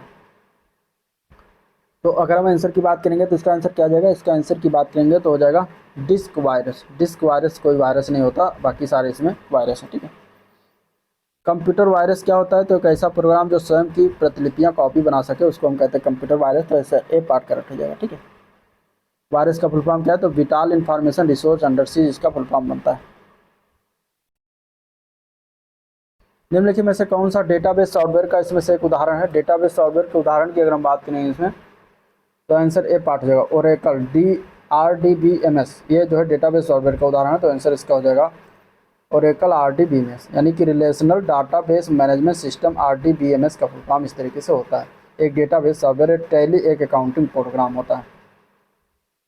मल्टीटास्किंग ऑपरेटिंग सिस्टम का अर्थ क्या है? तो मल्टीटास्किंग ऑपरेटिंग सिस्टम का अर्थ होता है कि बहुत से प्रोग्रामों का एक साथ संचालन इसमें किया जा सकता है। ठीक है, तो आंसर इसका सी ऑप्शन करेक्ट हो जाएगा। अगला प्रश्न है सॉफ्टवेयर का प्राथमिक उद्देश्य डाटा को क्या करना है? तो सॉफ्टवेयर का प्राथमिक उद्देश्य होता है डाटा को सूचना में बदलना, तो आंसर बी ऑप्शन करेक्ट हो जाएगा। निम्न में से कौन सा लॉजिक बम के लिए सही है? इनमें से तो यह घुसपैठियों द्वारा मालवेयर के अंतर्विष्ट कोड होता है, तो इसको हम कहते हैं ए पार्ट करेक्ट हो जाएगा। ठीक है, अगला क्वेश्चन है फोटोशॉप एक ऐसा सॉफ्टवेयर प्रोग्राम है जिसका उपयोग इमेज एडिटिंग, ग्राफिक डिजाइन और डिजिटल आर्ट के लिए बड़े पैमाने पर किया जाता है। निम्नलिखित में से किस कंपनी के पास इस सॉफ्टवेयर को बेचने का अधिकार है? तो इसका आंसर क्या हो जाएगा? आंसर हो जाएगा डी पार्ट, एडोब इंक के पास इसको बेचने का अधिकार है। आंसर डी ऑप्शन करेक्ट हो जाएगा।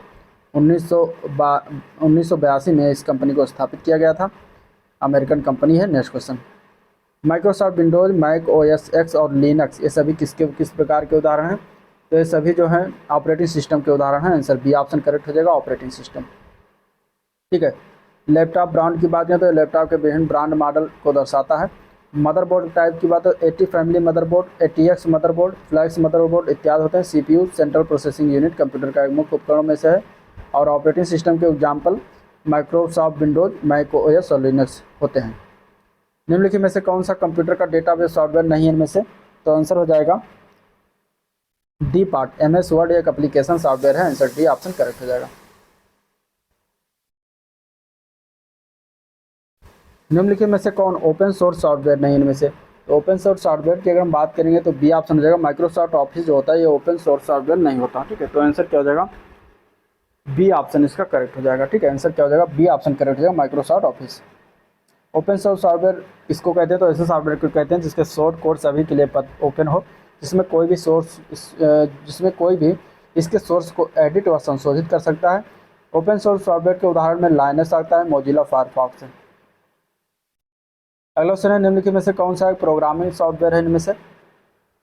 तो आंसर की बात करें तो विजुअल बेसिक जो होता है ये प्रोग्रामिंग सॉफ्टवेयर का उदाहरण है, visual basic. Answer D option correct हो जाएगा। ठीक है, निम्नलिखित में से कौन सा वेब ब्राउजर नहीं है इनमें से?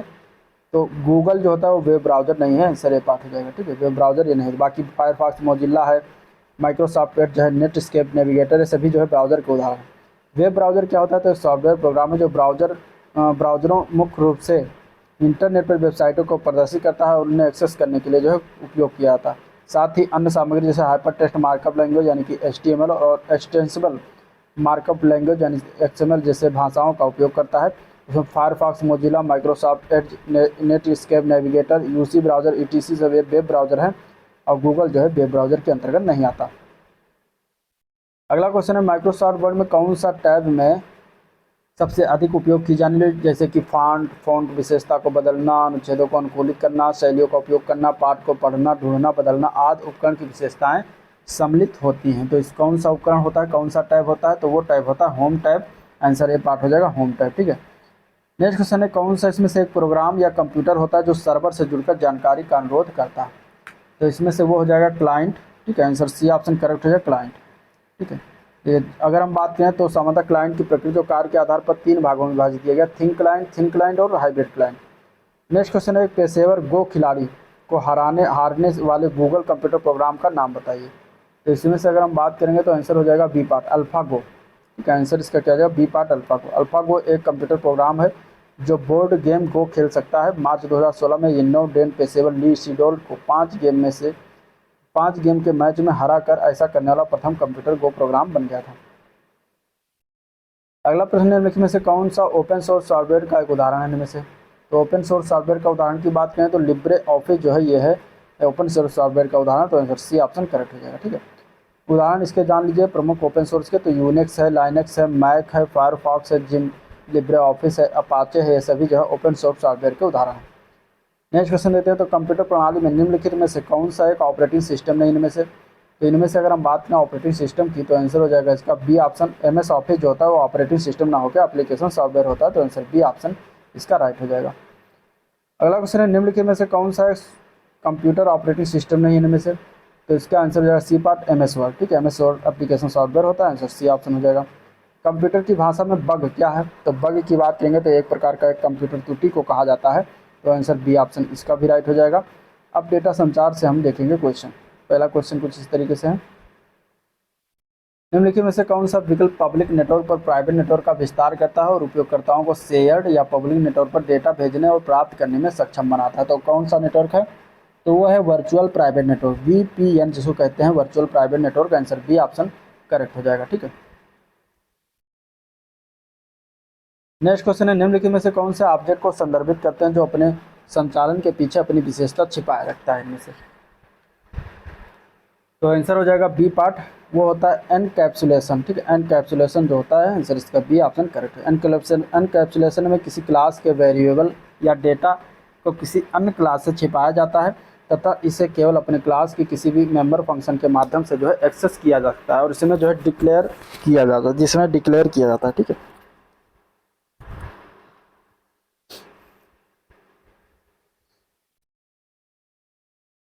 नेक्स्ट क्वेश्चन है निम्न में से क्या वायरलेस संचार की गुणवत्ता को प्रभावित नहीं करता है इनमें से। तो करेक्ट आंसर हो जाएगा संकेत छीड़न। आंसर इसका ए ऑप्शन करेक्ट हो जाएगा। ठीक है, अगला प्रश्न देखते हैं स्टार टोपोलॉजी में कंप्यूटरों को संयोजित करने के लिए निम्नलिखित में से किस उपकरण का प्रयोग किया जाता है।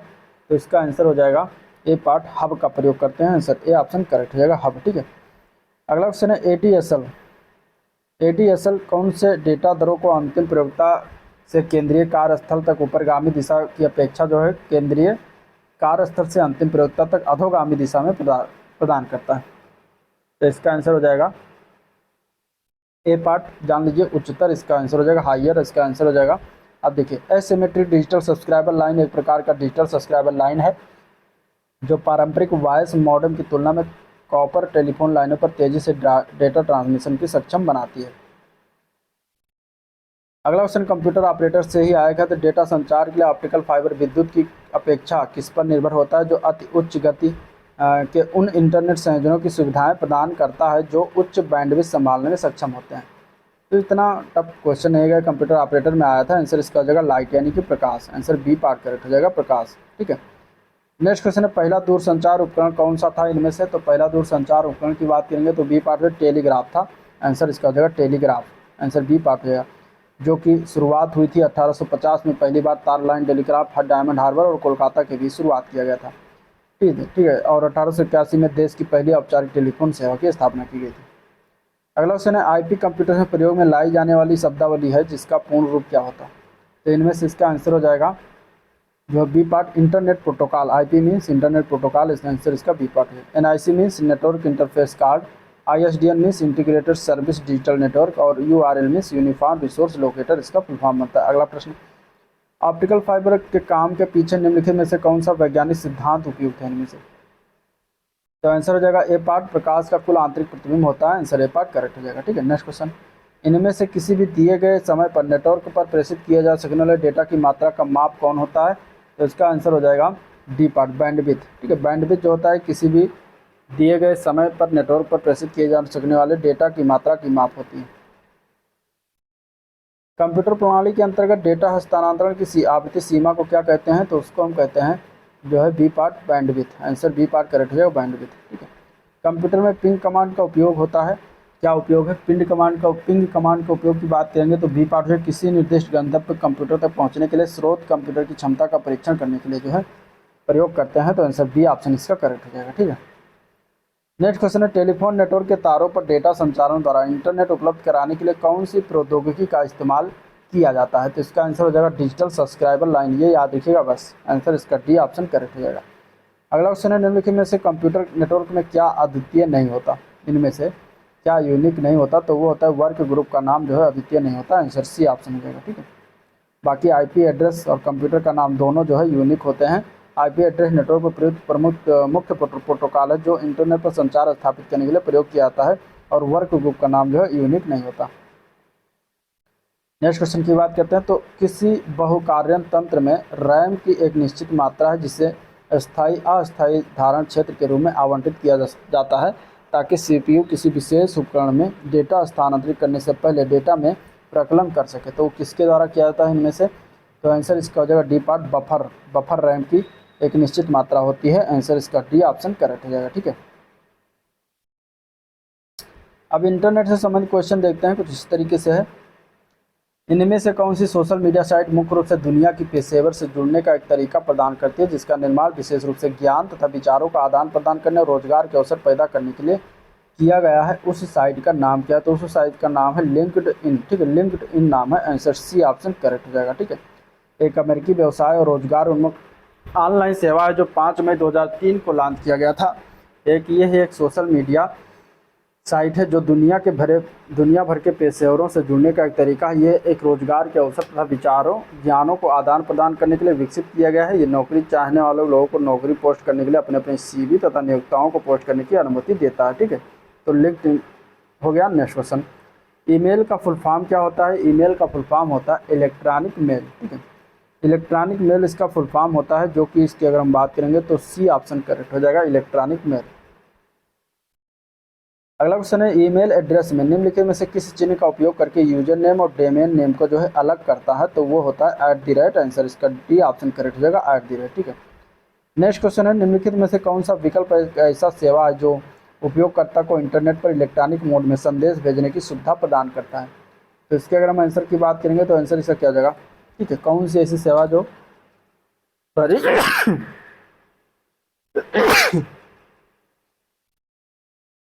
सॉरी चलिए इसका आंसर बताइए। निम्नलिखित में से कौन सा ऐसा विकल्प एक सेवा है जो उपयोगकर्ता को इंटरनेट पर इलेक्ट्रॉनिक मोड में जो संदेश भेजने की सुविधा प्रदान करता है? तो वो है ईमेल। आंसर इसका ए ऑप्शन करेक्ट हो जाएगा, ईमेल। ठीक है, अगला क्वेश्चन है, निम्नलिखित में से कौन सा ईमेल हेडर के रूप में जो है उपलब्ध है? इनमें से फ्रॉम टू सब्जेक्ट सेव, इनमें से कौन कौन सा ईमेल हेडर के रूप में उपलब्ध होता है? तो आंसर की बात करेंगे तो इसमें पहला, दूसरा और तीसरा सही हो जाएगा। सेव इसमें उपलब्ध नहीं था, बाकी फ्रॉम टू सब्जेक्ट सभी हेडर के रूप में उपलब्ध होते हैं। ठीक है, इसके अलावा दो और याद रखिएगा, CC और BCC, ये भी जो है उपलब्ध होता है।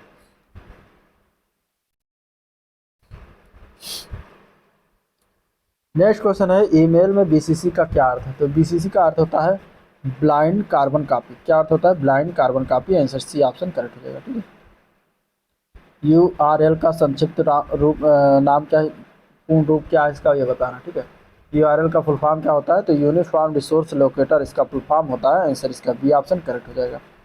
ठीक है, नेक्स्ट क्वेश्चन है, ईमेल के लिए निम्नलिखित में से किस प्रोटोकॉल का उपयोग किया जाता है? तो ईमेल के लिए अगर हम देखेंगे तो आंसर हो जाएगा इसका बी पार्ट, SMTP और POP प्रोटोकॉल का प्रयोग करते हैं। तो आंसर बी ऑप्शन करेक्ट है। इसके बाद ईमेल के बारे में जान लेते हैं थोड़ी चीज़ें, क्योंकि इससे क्वेश्चन बहुत ज़्यादा बनते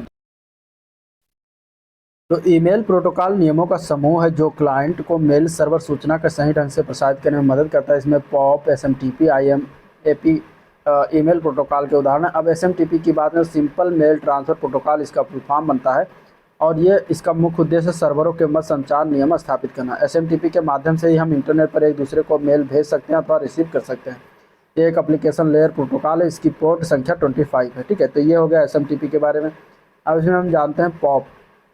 पॉप का अर्थ होता है पोस्ट ऑफिस प्रोटोकॉल। ठीक है, ये जो ईमेल प्राप्त करता है और भेजने में सहायक होता है। ये प्रोटोकॉल ईमेल सर्वर से मेल को पुनः प्राप्त करने का कार्य करता है और इसका नवीनतम संस्करण इस समय पॉप 3 चल रहा है। ठीक है, आईएमएपी की बात करें तो इंटरनेट मैसेज एक्सेस प्रोटोकॉल इसका फुल फॉर्म है। ये एक एप्लीकेशन लेयर प्रोटोकॉल है जिसका उपयोग मेल सर्वर से मेल रिसीव करने के लिए किया जाता है। आईएमएपी प्रोटोकॉल का उपयोग पॉप 3 की तरह मेल सर्वर से मेल को रिट्रीव करने के लिए भी किया जाता है। तो ये हो गया ईमेल। अगला क्वेश्चन, मेल प्राप्तकर्ता को दूरस्थ सर्वर से ईमेल पुनर्प्राप्त करने के लिए निम्नलिखित में से कौन सी क्रिया विधि प्रदान करता है? तो इसमें से अभी ऊपर बताया आंसर इसका क्या होगा, पॉप सर्वर प्रदान करता है। तो आंसर ए ऑप्शन करेक्ट हो जाएगा। ठीक है, नेक्स्ट क्वेश्चन, ईमेल कम्युनिकेशन के लिए निम्नलिखित में से किस प्रोटोकॉल का उपयोग किया जाता है? तो ऊपर इसके बारे में बात हो चुकी है। आंसर की बात करेंगे तो एसएमटीपी, पॉप और आईएमएप का प्रयोग किया जाता है। तो आंसर बी ऑप्शन करेक्ट हो जाएगा। ठीक है, यूडीपी का प्रयोग नहीं करते। तो आंसर हो जाएगा बी ऑप्शन करेक्ट। इसके बारे में बात हो चुकी है। नेक्स्ट क्वेश्चन देखते हैं, ईमेल हेडर में निम्नलिखित में से कौन कौन सा फील्ड शामिल है? तो सेव नहीं होता, टू, सीसी और बीसीसी, 1, 3 और 4 शामिल होता है। तो आंसर इसका हो जाएगा क्या, डी पार्ट इसका करेक्ट हो जाएगा। ठीक है, सेव शामिल नहीं होता, आंसर डी ऑप्शन करेक्ट हो जाएगा।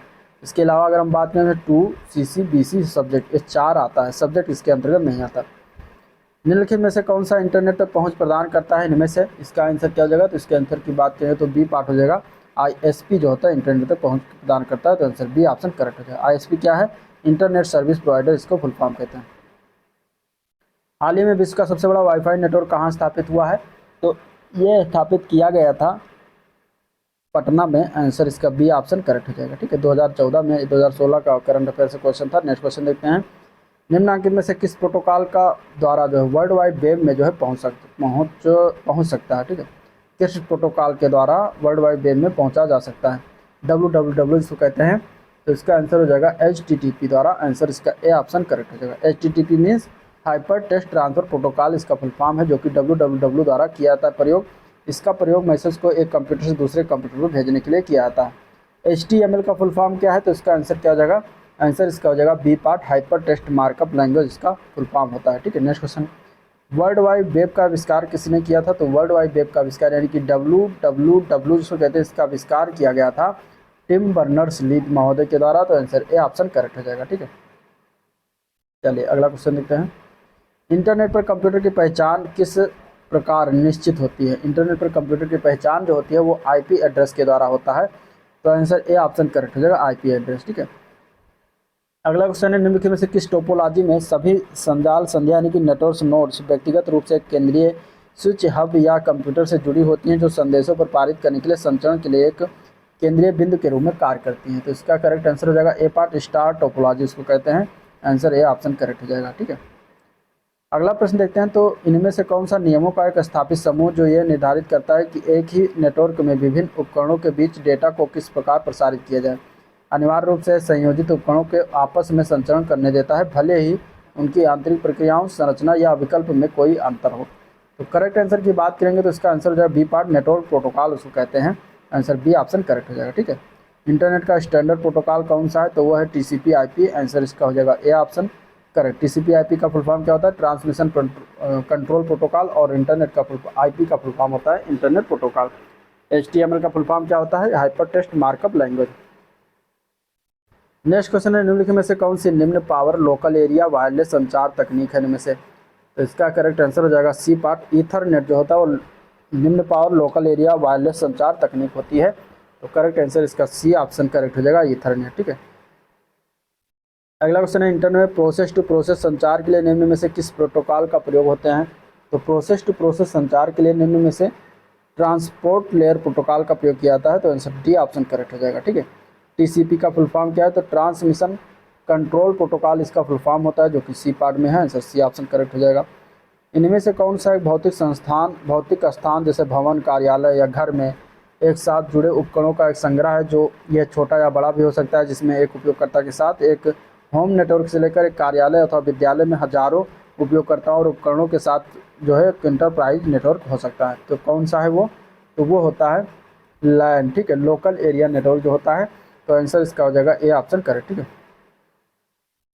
वेब विकास में एक प्रकार का वेब एप्लीकेशन है जो एकल चित्रात्मक अंतराफलक यानी सिंगल ग्राफिकल इंटरफेस में प्रदर्शित एकल नवीन सेवा का सृजन करने के लिए जो है बहुत सेवाओं को संयोजित करता है। इनमें से कौन सा? तो उसको हम कहते हैं मैशअप, ठीक है। मैशअप इसका आंसर हो जाएगा, राइट, डी ऑप्शन करेक्ट हो जाएगा। क्रॉलिंग है, इस इंडेक्सिंग है और रैंकिंग शब्द जो है किससे संबंधित है? तो ये सभी शब्द जो है वो सर्च इंजन से संबंधित है। आंसर इसका बी ऑप्शन करेक्ट हो जाएगा, सर्च इंजन।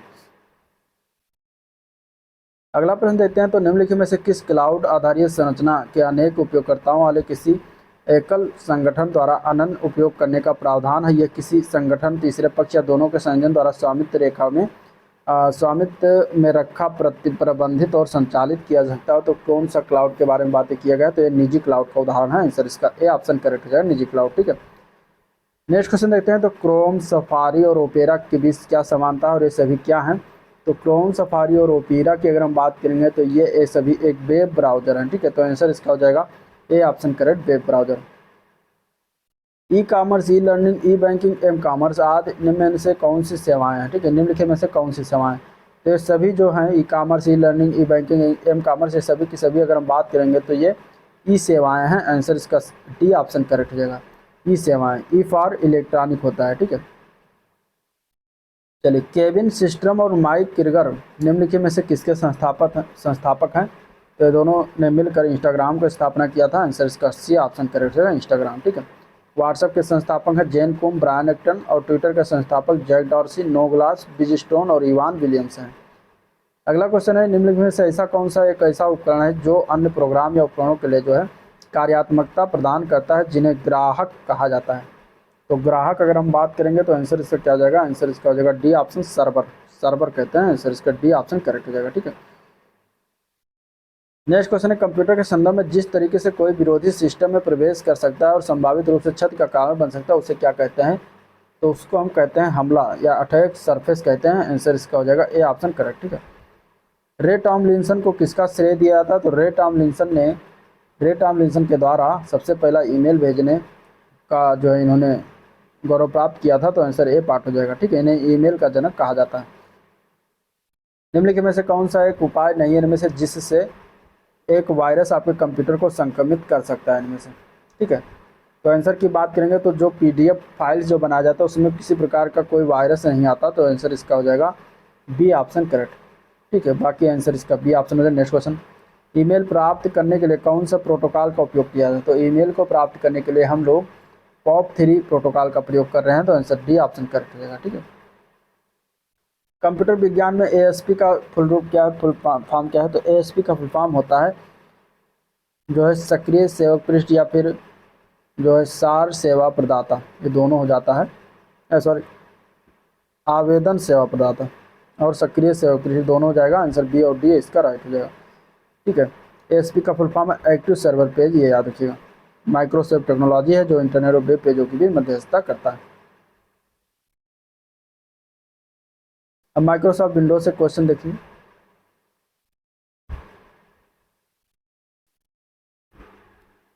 निम्नलिखित में से किसमें विभिन्न कार्य का निष्पादन शामिल है, जैसे प्रक्रियाओं का निर्माण करना, प्रक्रियाओं का निर्धारण करना, गतिरोध का प्रबंधन करना, प्रक्रियाओं की समाप्ति करना? तो करेक्ट आंसर इसका हो जाएगा बी पार्ट, ये सब प्रोसेस मैनेजमेंट के अंतर्गत आता है। आंसर इसका बी ऑप्शन करेक्ट हो जाएगा, ठीक है। अगला क्वेश्चन है, स्प्रेडशीट की जटिल घटनाओं को सेट करने का एक आसान तरीका क्या है? तो उसका आसान तरीका होता है फंक्शंस करना। आंसर इसका डी ऑप्शन हो जाएगा, ठीक है। नेक्स्ट क्वेश्चन देखते हैं, पावर पॉइंट में स्लाइड में हाइपरलिंक डालने की शॉर्टकट कुंजी क्या होती है? तो पावर पॉइंट में स्लाइड में हाइपरलिंक डालने की शॉर्टकट कुंजी की बात करेंगे तो कंट्रोल+K से डाला जाता है। तो आंसर बी ऑप्शन इसका करेक्ट हो जाएगा, ठीक है। कंट्रोल+S से फाइंड एंड रिप्लेस ऑप्शन के लिए होता है। कंट्रोल+A जो होता है ऑल कंटेंट ऑफ पेज को सेलेक्ट करने के लिए। कंट्रोल+B जो होता है सिलेक्टेड कंटेंट को बोल्ड हाईलाइट करने के लिए जो किया जाता है। अगला प्रश्न देखते हैं, तो MS वर्ड में एक कैरेक्टर को आगे ले जाने के लिए किस कीबोर्ड का प्रयोग किया जाता है? ठीक है, तो कीबोर्ड की का किस कीबोर्ड की का प्रयोग करते हैं कैरेक्टर को आगे ले जाने के लिए, तो उसके लिए हम राइट एरो को प्रयोग करते हैं। आंसर इसका हो जाएगा डी ऑप्शन, राइट एरो की का प्रयोग करते हैं। ठीक है, नेक्स्ट क्वेश्चन, बुकमार्क का प्रयोग एमएस वर्ड में किसके लिए करते हैं? तो बुकमार्क की अगर हम बात करेंगे एमएस वर्ड में, तो भविष्य में उल्लेख के लिए डॉक्यूमेंट में विशिष्ट स्थान या टेक्स्ट की पहचान करने के लिए करते हैं। तो आंसर डी ऑप्शन इसका राइट हो जाएगा।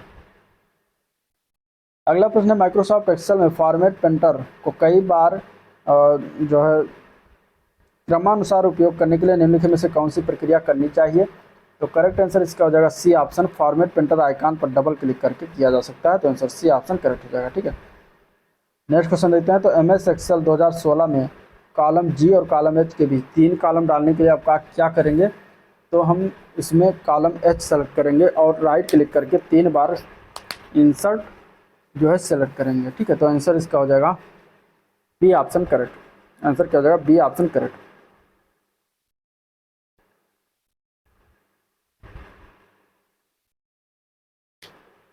नेक्स्ट क्वेश्चन है, एमएस एक्सेल 2016 में निम्नलिखित में से किस विकल्प द्वारा विंडो को 2 भागों में बांटा जा सकता है? तो विंडोज़ को 2 भागों में बांटने के लिए हम व्यू पर जाएंगे, व्यू पर से विंडो पर क्लिक करेंगे और स्प्लिट कर देंगे, तो वहाँ पे 2 भागों में बढ़ जाएगा। तो आंसर सी ऑप्शन करेक्ट है। ठीक है, अगला क्वेश्चन है, ऑपरेटिंग सिस्टम की सारी प्रक्रियाओं की सूचना कहाँ रखता है? तो ऑपरेटिंग सिस्टम सारी प्रक्रियाओं की सूचना जो है वो रखता है प्रोसेस टेबल में। आंसर इसका हो जाएगा, तो सॉरी यहाँ पे प्रोसेस टेबल है। तो आंसर डी ऑप्शन करेक्ट हो जाएगा। ठीक है, एक्सेल में डेटा का डिफ़ॉल्ट अलाइनमेंट क्या है? तो एक्सेल में डेटा का डिफ़ॉल्ट जो अलाइनमेंट होता है वो होता है टेक्स्ट लेफ्ट अलाइन और नंबर राइट अलाइन। तो आंसर इसका ए ऑप्शन करेक्ट हो जाएगा। ठीक है, आंसर इसका ए ऑप्शन करेक्ट हो जाएगा। अगला क्वेश्चन है, आपने अभी विंडोज़ 7 कंप्यूटर में जो डिस्क इंस्टॉल किए उसमें नए वॉल्यूम बनाने और डिस्क को फॉर्मेट करने के लिए आप निम्नलिखित में से किस टूल का प्रयोग करेंगे? तो ये सारी चीज़ें करने के लिए हम डिस्क मैनेजमेंट का प्रयोग करते हैं। तो आंसर इसका हो जाएगा सी ऑप्शन राइट। अगला प्रश्न है, किस प्रकार के फाइल का एक्सटेंशन .bat होता है? तो .bat जो होता है एक्सटेंशन एक किसका होता है? तो ये होता है पीसी बैच फाइल का। आंसर इसका हो जाएगा D option correct, PC batch file. ठीक है, कैलिस्टो, एमटी, एरियल और सेंचुरी ये क्या है, ये किस प्रकार के उदाहरण हैं? तो कैलिस्टो, एमटी, एरियल और सेंचुरी ये सभी जो है ये जो है सभी क्या है? ये तो सभी फॉन्ट के नेम हैं। तो आंसर डी ऑप्शन करेक्ट है, फॉन्ट के नेम। ठीक है, निम्नलिखित में से एमएस एक्सेल के इंसर्ट टैब में मौजूद कौन सा इसमें से इंसर्ट टैब में मौजूद नहीं होता? तो इसमें से अनुच्छेद जो होता है वो इंसर्ट टैब में मौजूद नहीं होता। तो आंसर बी ऑप्शन हो जाएगा। एमएस एक्सेल में चित्र, चार्ट, फिल्टर, हाइपरलिंक आदि सम्मिलित करने के लिए इंसर्ट टैब का उपयोग करते हैं। तो आंसर इसका हो जाएगा। नेक्स्ट क्वेश्चन देखते हैं, निम्नलिखित में से कौन सा कंप्यूटर सॉफ्टवेयर प्रोग्राम जिसका उपयोग डेटा संग्रहित करने, व्यवस्थित करने और हेर फेर करने के लिए किया जाता है? तो इसमें से अगर देखा जाए तो वो एक्सेल होता है। आंसर इसका बी ऑप्शन करेक्ट हो जाएगा, एमएस एक्सेल। ठीक है, अगला क्वेश्चन है, माइक्रोसॉफ्ट एक्सेल में कंप्यूटर फाइल को किस प्रकार का नाम दिया जाता है? तो मतलब कि इसका एक्सटेंशन बताना है एक्सेल का। तो एक्सेल का एक्सटेंशन होता है .xls। आंसर इसका बी ऑप्शन करेक्ट हो जाएगा। ठीक है, next question, mouse, display, sound, network और कीबोर्ड की सेटिंग को माइक्रोसॉफ्ट विंडोज़ के किस सेक्शन में बदला जा सकता है? तो ये हम बदलते हैं कंट्रोल पैनल के सेक्शन में। तो आंसर इसका हो जाएगा B part, control panel. Windows 10 को पहले एक पूर्वावलोकन के रूप में जो है निम्नलिखित में से किस दिन जारी किया गया था? तो विंडोज़ 10 को जारी किया गया था 1 अक्टूबर 2014 को। तो आंसर इसका सी ऑप्शन करेक्ट हो जाएगा। ठीक है, और जनता के लिए जो है 29 जुलाई 2015 को जारी किया गया था।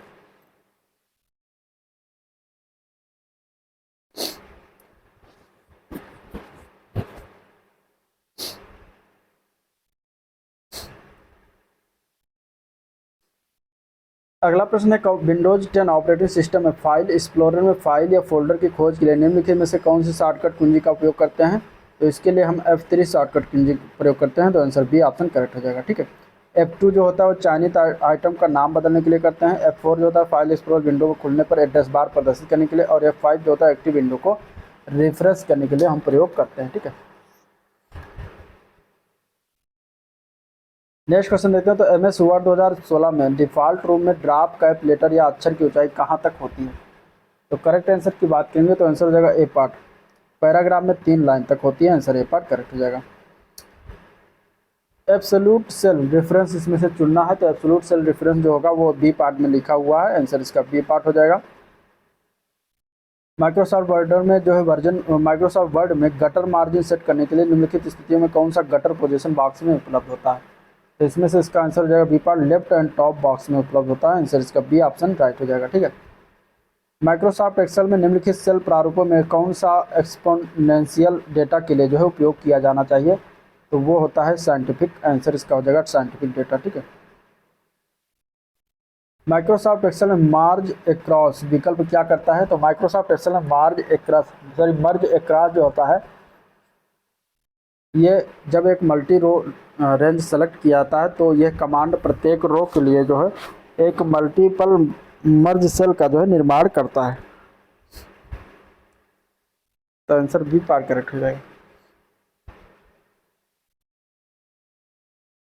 नेक्स्ट क्वेश्चन देते हैं। तो एक्सेल सीट वर्ड प्रोसेसर और वेब ब्राउजर के किस प्रकार के उदाहरण? तो एक्सेल सीट वर्ड प्रोसेसर और वेब ब्राउजर जो होते हैं सभी जो है एप्लीकेशन सॉफ्टवेयर होते हैं। तो आंसर बी ऑप्शन करेक्ट हो जाएगा, एप्लीकेशन सॉफ्टवेयर।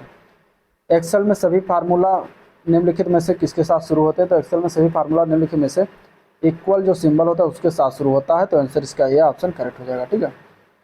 अगला क्वेश्चन है, इनमें से कौन सा जो है स्लाइड पर दिखाई देने वाले सभी सामग्रियों के लिए फॉर्मेटिंग, पोजीशनिंग और प्लेस होल्डर बॉक्स जो है निहित होते हैं? तो वो होता है slide master. Answer D option correct हो जाएगा, स्लाइड मास्टर। ठीक है। इनमें से आपको एक विषय से समस्त जो है फॉर्मेटिंग को कॉपी करने और इसे दूसरे विषय में प्रयोग करने में सहायता प्रदान करता है। तो करेक्ट आंसर की बात करेंगे तो इसका आंसर क्या हो जाएगा? तो एमएस पावर पॉइंट में पूछा गया है। एमएस पावर पॉइंट में अगर हम बात करेंगे तो डी पार्ट हो जाएगा फॉर्मेट पेंटर। ठीक है, फॉर्मेट पेंटर होता है। आंसर डी ऑप्शन करेक्ट हो जाएगा। अगला क्वेश्चन है, जब आप एक किसका प्रयोग कर रहे होते हैं तो आप सदैव माइक्रोसॉफ्ट द्वारा प्रस्तुत किए गए सर्वाधिक अपडेटेड ऐप चला रहे होते हैं। यह है नियम जो है सुरक्षा अपडेट्स और सुधारों को जो है अनलॉक करता है और अति महत्वपूर्ण रूप से नवीनतम विशेषताएं टूल्स जैसे उपलब्ध होते हैं उनका उपागम करवाता है। वो कौन सा होता है सॉफ्टवेयर? तो वो होता है ऑफिस 365। तो आंसर बी पार्ट हो जाएगा, ऑफिस 365। ठीक है। नेक्स्ट क्वेश्चन है, एमएस पावर पॉइंट में आप ये सुनिश्चित करना चाहते हैं कि आपकी कंपनी का प्रतीक चिन्ह यानी लोगो किसी एक प्रस्तुतिकरण में सभी स्लाइड के ऊपरी दाएं कोने पर दिखाई दें। ऐसा करने के लिए आपको निम्नलिखित में से किस व्यू का प्रयोग करना पड़ेगा? तो इसके लिए स्लाइड मास्टर का प्रयोग करते हैं। आंसर बी ऑप्शन करेक्ट है, स्लाइड मास्टर। ठीक है। एमएस पावर पॉइंट में स्लाइड मास्टर व्यू का उपयोग से आप जो है यह सुनिश्चित कर सकते हैं कि आपकी कंपनी का प्रतीक चिन्ह जो है किसी प्रदत्त प्रस्तुतिकरण में सभी स्लाइड के ऊपरी दाएं कोने पर जो है दिखाई दे। नेक्स्ट क्वेश्चन देखते हैं। तो दिया गया है कि प्रलेख यानी कि डॉक्यूमेंट्स में सामग्रियों की तालिका प्रविष्ट करने के लिए आपको किस मेन्यू टैब पर जाना होगा? तो इसके लिए हम जाते हैं, डी पार्ट हो जाएगा इंसर्ट मेन्यू टैब पर। आंसर डी ऑप्शन इसका करेक्ट हो जाएगा। ठीक है। कुछ इस तरीके से क्वेश्चन आया था कंप्यूटर ऑपरेटर में। इस तरीके से हालांकि क्वेश्चन पूछा नहीं जाएगा, कंप्यूटर ऑपरेटर में ही पूछा जाएगा। दिया गया है माइक्रोसॉफ्ट एक्सेल में संदर्भ में निम्नलिखित में से सेल्स की सामग्रियाँ देखना है। इसमें से देखिए, और सेल A3 ये हो गया। ठीक है। और A3 का सूत्र है A1 इंटू #A2 इस तरीके से है। तो सेल A3 से सूत्र को सेल B3 में कॉपी किया जाता है। तो सेल B3 में प्रदर्शित मान क्या होगा? तो सेल B3 में प्रदर्शित मान होगा 30। आंसर इसका सी ऑप्शन करेक्ट हो जाएगा। ठीक है। नेक्स्ट क्वेश्चन है, निम्नलिखित में से कौन सा पैराग्राफ फॉर्मेटिंग है? तो पैराग्राफ फॉर्मेटिंग की अगर हम बात करेंगे तो आंसर हो जाएगा इसका बी पार्ट। अलाइनमेंट जो होता है वो पैराग्राफ फॉर्मेटिंग होता है। ठीक है। पैराग्राफ फॉर्मेटिंग के जो है 3 चीज़ें होती हैं, अलाइनमेंट, स्पेसिंग और इंडेंटेंस। ठीक है। इंडेंटेंस, स्पेसिंग और अलाइनमेंट, ये 3 पैराग्राफ फॉर्मेटिंग की चीज़ें होती हैं। ठीक है। तो ये याद रखिएगा। और अलाइनमेंट की अगर हम बात करें तो इसमें 4 प्रकार के ऑप्शन होते हैं, justify, left align, right align और सेंटर अलाइन। ठीक है।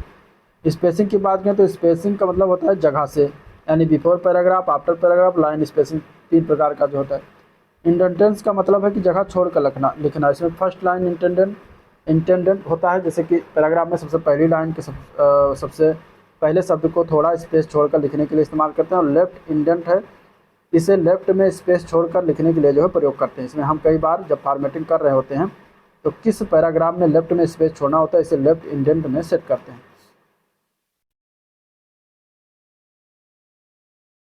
अगला क्वेश्चन देखते हैं। अगला क्वेश्चन है, कंप्यूटर टूल्स जैसे कि वर्ड, एक्सेल और पावर पॉइंट में निम्नलिखित में से किस कंपनी के प्रोडक्ट हैं? तो ये सभी अगर हम बात करें तो माइक्रोसॉफ्ट कंपनी के प्रोडक्ट हैं। आंसर सी ऑप्शन इसका करेक्ट हो जाएगा। ठीक है। माइक्रोसॉफ्ट ऑफिस के अंतर्गत 4 प्रोग्राम है, वर्ड, एक्सेल, पावर पॉइंट और एक्सेस। ठीक है, याद रखिएगा। अगला क्वेश्चन, जब आप एक नई एक्सेल वर्कबुक खोलते हैं तो खोलने के समय डिफ़ॉल्ट रूप से कितनी वर्क शीट जो है होती हैं? तो डिफ़ॉल्ट रूप से अगर हम बात करेंगे तो 3 वर्क शीट खुली हुई होती हैं। तो आंसर बी ऑप्शन करेक्ट हो जाएगा, 3। कंप्यूटर के कीबोर्ड में पेस्ट कमांड के लिए जो है निम्नलिखित में से कौन सी शॉर्टकट की का जो है प्रयोग किए जाते हैं। तो इसमें से कंट्रोल प्लस बी का प्रयोग करेंगे, आंसर इसका हो जाएगा C part correct.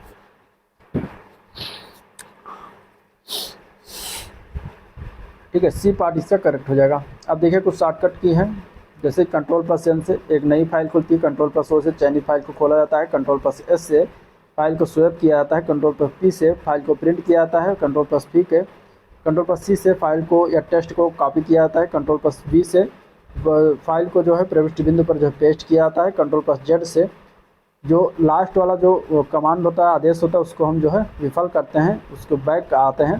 Control plus सी से टेक्स्ट या पैराग्राफ को दाएं या बाएं मार्जिन के बीच में रखा जाता है। विंडोज़ में लॉग ऑन करने के बाद दिखने वाले प्रमुख स्क्रीन एरिया को क्या कहा जाता है? तो विंडोज़ में लॉग ऑन जब करते हैं तो प्रमुख एरिया को क्या कहते हैं? डेस्कटॉप कहते हैं। आंसर इसका डी ऑप्शन करेक्ट हो जाएगा। ठीक है, नेक्स्ट क्वेश्चन, माइक्रोसॉफ्ट वर्ड के संदर्भ में गटर मार्जिन नामक फीचर को निम्नलिखित में से किसके लिए जो है उपयोग किया जाता है? तो गटर मार्जिन का प्रयोग की अगर हम बात करेंगे तो बी पार्ट जो बेहतर डॉक्यूमेंट बाइंडिंग के प्रबंधन के लिए जो है प्रयोग करते हैं। तो आंसर बी ऑप्शन इसका करेक्ट हो जाएगा। ठीक है, निम्नलिखित में से कौन सी कुंजी पटल जो है कीबोर्ड शॉर्टकट विंडोज प्रचालन प्रणाली ऑपरेटिंग सिस्टम में स्टार्ट मेन्यू को दर्शाती है? तो करेक्ट आंसर इसका हो जाएगा C option control plus escape button. Answer C option इसका करेक्ट हो जाएगा। ठीक है, कंट्रोल प्लस जेड से किए गए कार्य को पहले जैसे किया जाता है। एल्टी प्लस स्पेस बार से प्रोग्राम का विंडो मेनू खोलने के लिए प्रयोग करते हैं। एल्टी कंट्रोल प्लस एस्केप बटन से जो है स्टार्ट मेनू खोला जाता है। एल्टी प्लस इंटर बटन से जो है चयनित विषय की प्रॉपर्टी खोली जाती है। कंट्रोल प्लस सी से चयनित वस्तु को कॉपी किया जाता है। कंट्रोल प्लस एक्स से जो है वस्तु को कट किया जाता है। ठीक है, विंडोज साउंड फाइल का एक्सटेंशन क्या होता है? तो विंडोज साउंड फाइल का एक्सटेंशन होता है, आंसर इसका हो जाएगा ए पार्ट .wab इसका एक्सटेंशन होता है। तो आंसर ए पार्ट करेक्ट हो जाएगा। ठीक है, नेक्स्ट क्वेश्चन, यदि आप अधिक रैम स्थापित करते हैं तो माइक्रोसॉफ्ट विंडोज आधारित कंप्यूटर पर क्या असर होगा? तो इसमें हो जाएगा कि यह तेज गति से काम करने लगेगा। आंसर बी ऑप्शन करेक्ट हो जाएगा। ठीक है, नेक्स्ट है, कंप्यूटर में एक दस्तावेज में पूरे पाठ का चयन करने के लिए किन कुंजियों को दबाया जाना चाहिए? तो इसमें अगर हम बात करें आंसर की तो आंसर हो जाएगा कंट्रोल प्लस ए को दबाया जाता है। तो आंसर बी ऑप्शन करेक्ट हो जाएगा, कंट्रोल प्लस ए। ठीक है, निम्नलिखित में से कौन सा सुमेलित नहीं है इनमें से? तो हो जाएगा एम एस पावर पॉइंट जो PTP दिया गया जो गलत है। एम एस पावर पॉइंट का एक्सटेंशन फाइल जो होता है वो .ppt होता है, जो कि यहाँ पे क्या दिया गया, यहाँ पे PTP दिया गया है, तो इसकी गलत है, बाकी सारे का सही है। तो आंसर डी पार्ट हो जाएगा। नेक्स्ट क्वेश्चन, माइक्रोसॉफ्ट वर्ड का उदाहरण क्या है? तो माइक्रोसॉफ्ट वर्ड के उदाहरण की अगर हम बात करेंगे इसमें से तो एप्लीकेशन सॉफ्टवेयर का उदाहरण होता है माइक्रोसॉफ्ट वर्ड। तो आंसर डी पार्ट करेक्ट हो जाएगा। अब कुछ विविध क्वेश्चन है उनको देख लेते हैं। निम्नलिखित में से किसका मतलब रन टाइम पर संदेश संलग्न करना होता है? तो ये मतलब होता है डायनेमिक बाइंडिंग के। आंसर इसका सी ऑप्शन करेक्ट हो जाएगा। ठीक है, अगला क्वेश्चन है, हैंग आउट एक संचार मंच है जो वीडियो कॉलिंग, वॉइस कॉलिंग और टेक्स्ट आधारित संदेशों को जो है एक ही सेवा में जोड़ता है। यह जो है किसके द्वारा डेवलप किया गया है? तो हैंग आउट जो डेवलप किया गया है ये गूगल के द्वारा डेवलप किया गया है। आंसर इसका हो जाएगा बी ऑप्शन करेक्ट, गूगल। ठीक है, बी ऑप्शन करेक्ट हो जाएगा, गूगल। नेक्स्ट क्वेश्चन है, निम्नलिखित में से कौन सा सॉफ्टवेयर प्रोग्राम इंटरनेट पर उपयोगकर्ताओं को देश की बाहरी वेबसाइटों तक पहुंचने, नेविगेट करने और खोज करने में सक्षम बनाता है? तो करेक्ट आंसर इसका हो जाएगा ब्राउज़र। ब्राउज़र के बारे में बात कही गई है, तो आंसर सी ऑप्शन इसका करेक्ट हो जाएगा। ठीक है, अगला क्वेश्चन है, कंप्यूटर स्टार्टअप प्रोग्राम कौन सा प्रोग्राम निष्पादन के लिए जो है कर्नेल को मुख्य मेमोरी में खोजता है और लोड करता है? तो कर्नेल की अगर हम बात करेंगे तो ये बूट स्ट्रैप प्रोग्राम होता है जो है निष्पादन के लिए कर्नेल को मुख्य मेमोरी में सर्च करता है, लोड करता है। तो आंसर इसका ए ऑप्शन करेक्ट हो जाएगा। ठीक है, अगला क्वेश्चन है, निम्नलिखित में से किसका नाम क्लास नाम के समान होना चाहिए? तो इसमें से अगर हम बात करें आंसर की तो आंसर हो जाएगा इसका सी पार्ट। ठीक है, कंस्ट्रक्टर का नाम क्लास नाम के समान होना चाहिए। Answer C option. कंस्ट्रक्टर जो होता है एक विशेष मेथड है जिसका उपयोग ऑब्जेक्ट को इनिशियलाइज करने के लिए जो है किया जाता है। और जब किसी क्लास का ऑब्जेक्ट बनाया जाता है तो कंस्ट्रक्टर को कॉल किया जाता है। इसका उपयोग ऑब्जेक्ट एट्रीब्यूट्स के लिए जो है इनिशियल वैल्यू सेट करने के लिए जो है किया जाता है। इसका वही नाम है जो उस क्लास का है जिसमें वो रहता है। अगला प्रश्न, निम्नलिखित में से किन रिसेंट ट्रेंड्स को प्रोसेसर, मेमोरी इत्यादि से विभिन्न कंप्यूटर संसाधनों को सारांशन के रूप में परिभाषित किया जा सकता है जो IT के खर्च को कम करने के लिए जो है सबसे प्रभावी तरीका है? तो करेक्ट आंसर इसका क्या हो जाएगा? करेक्ट आंसर की बात करेंगे तो ये होता है वर्चुअलाइजेशन के लिए। आंसर इसका डी ऑप्शन करेक्ट है, वर्चुअलाइजेशन। ठीक है, वर्चुअलाइजेशन क्या है? तो वर्चुअलाइजेशन को प्रोसेसर, मेमोरी इत्यादि जैसे विभिन्न कंप्यूटिंग संसाधनों को जो है सारांशन के रूप में परिभाषित किया जा सकता है, जो आईटी के खर्च को कम करने का सबसे प्रभावी तरीका है। वर्चुअलाइजेशन में virtual computer, hardware platform, storage device और कंप्यूटर नेटवर्क संसाधनों जैसे सहित जो है किसी चीज़ का वर्चुअल वर्जन बनाने की एक क्रिया है।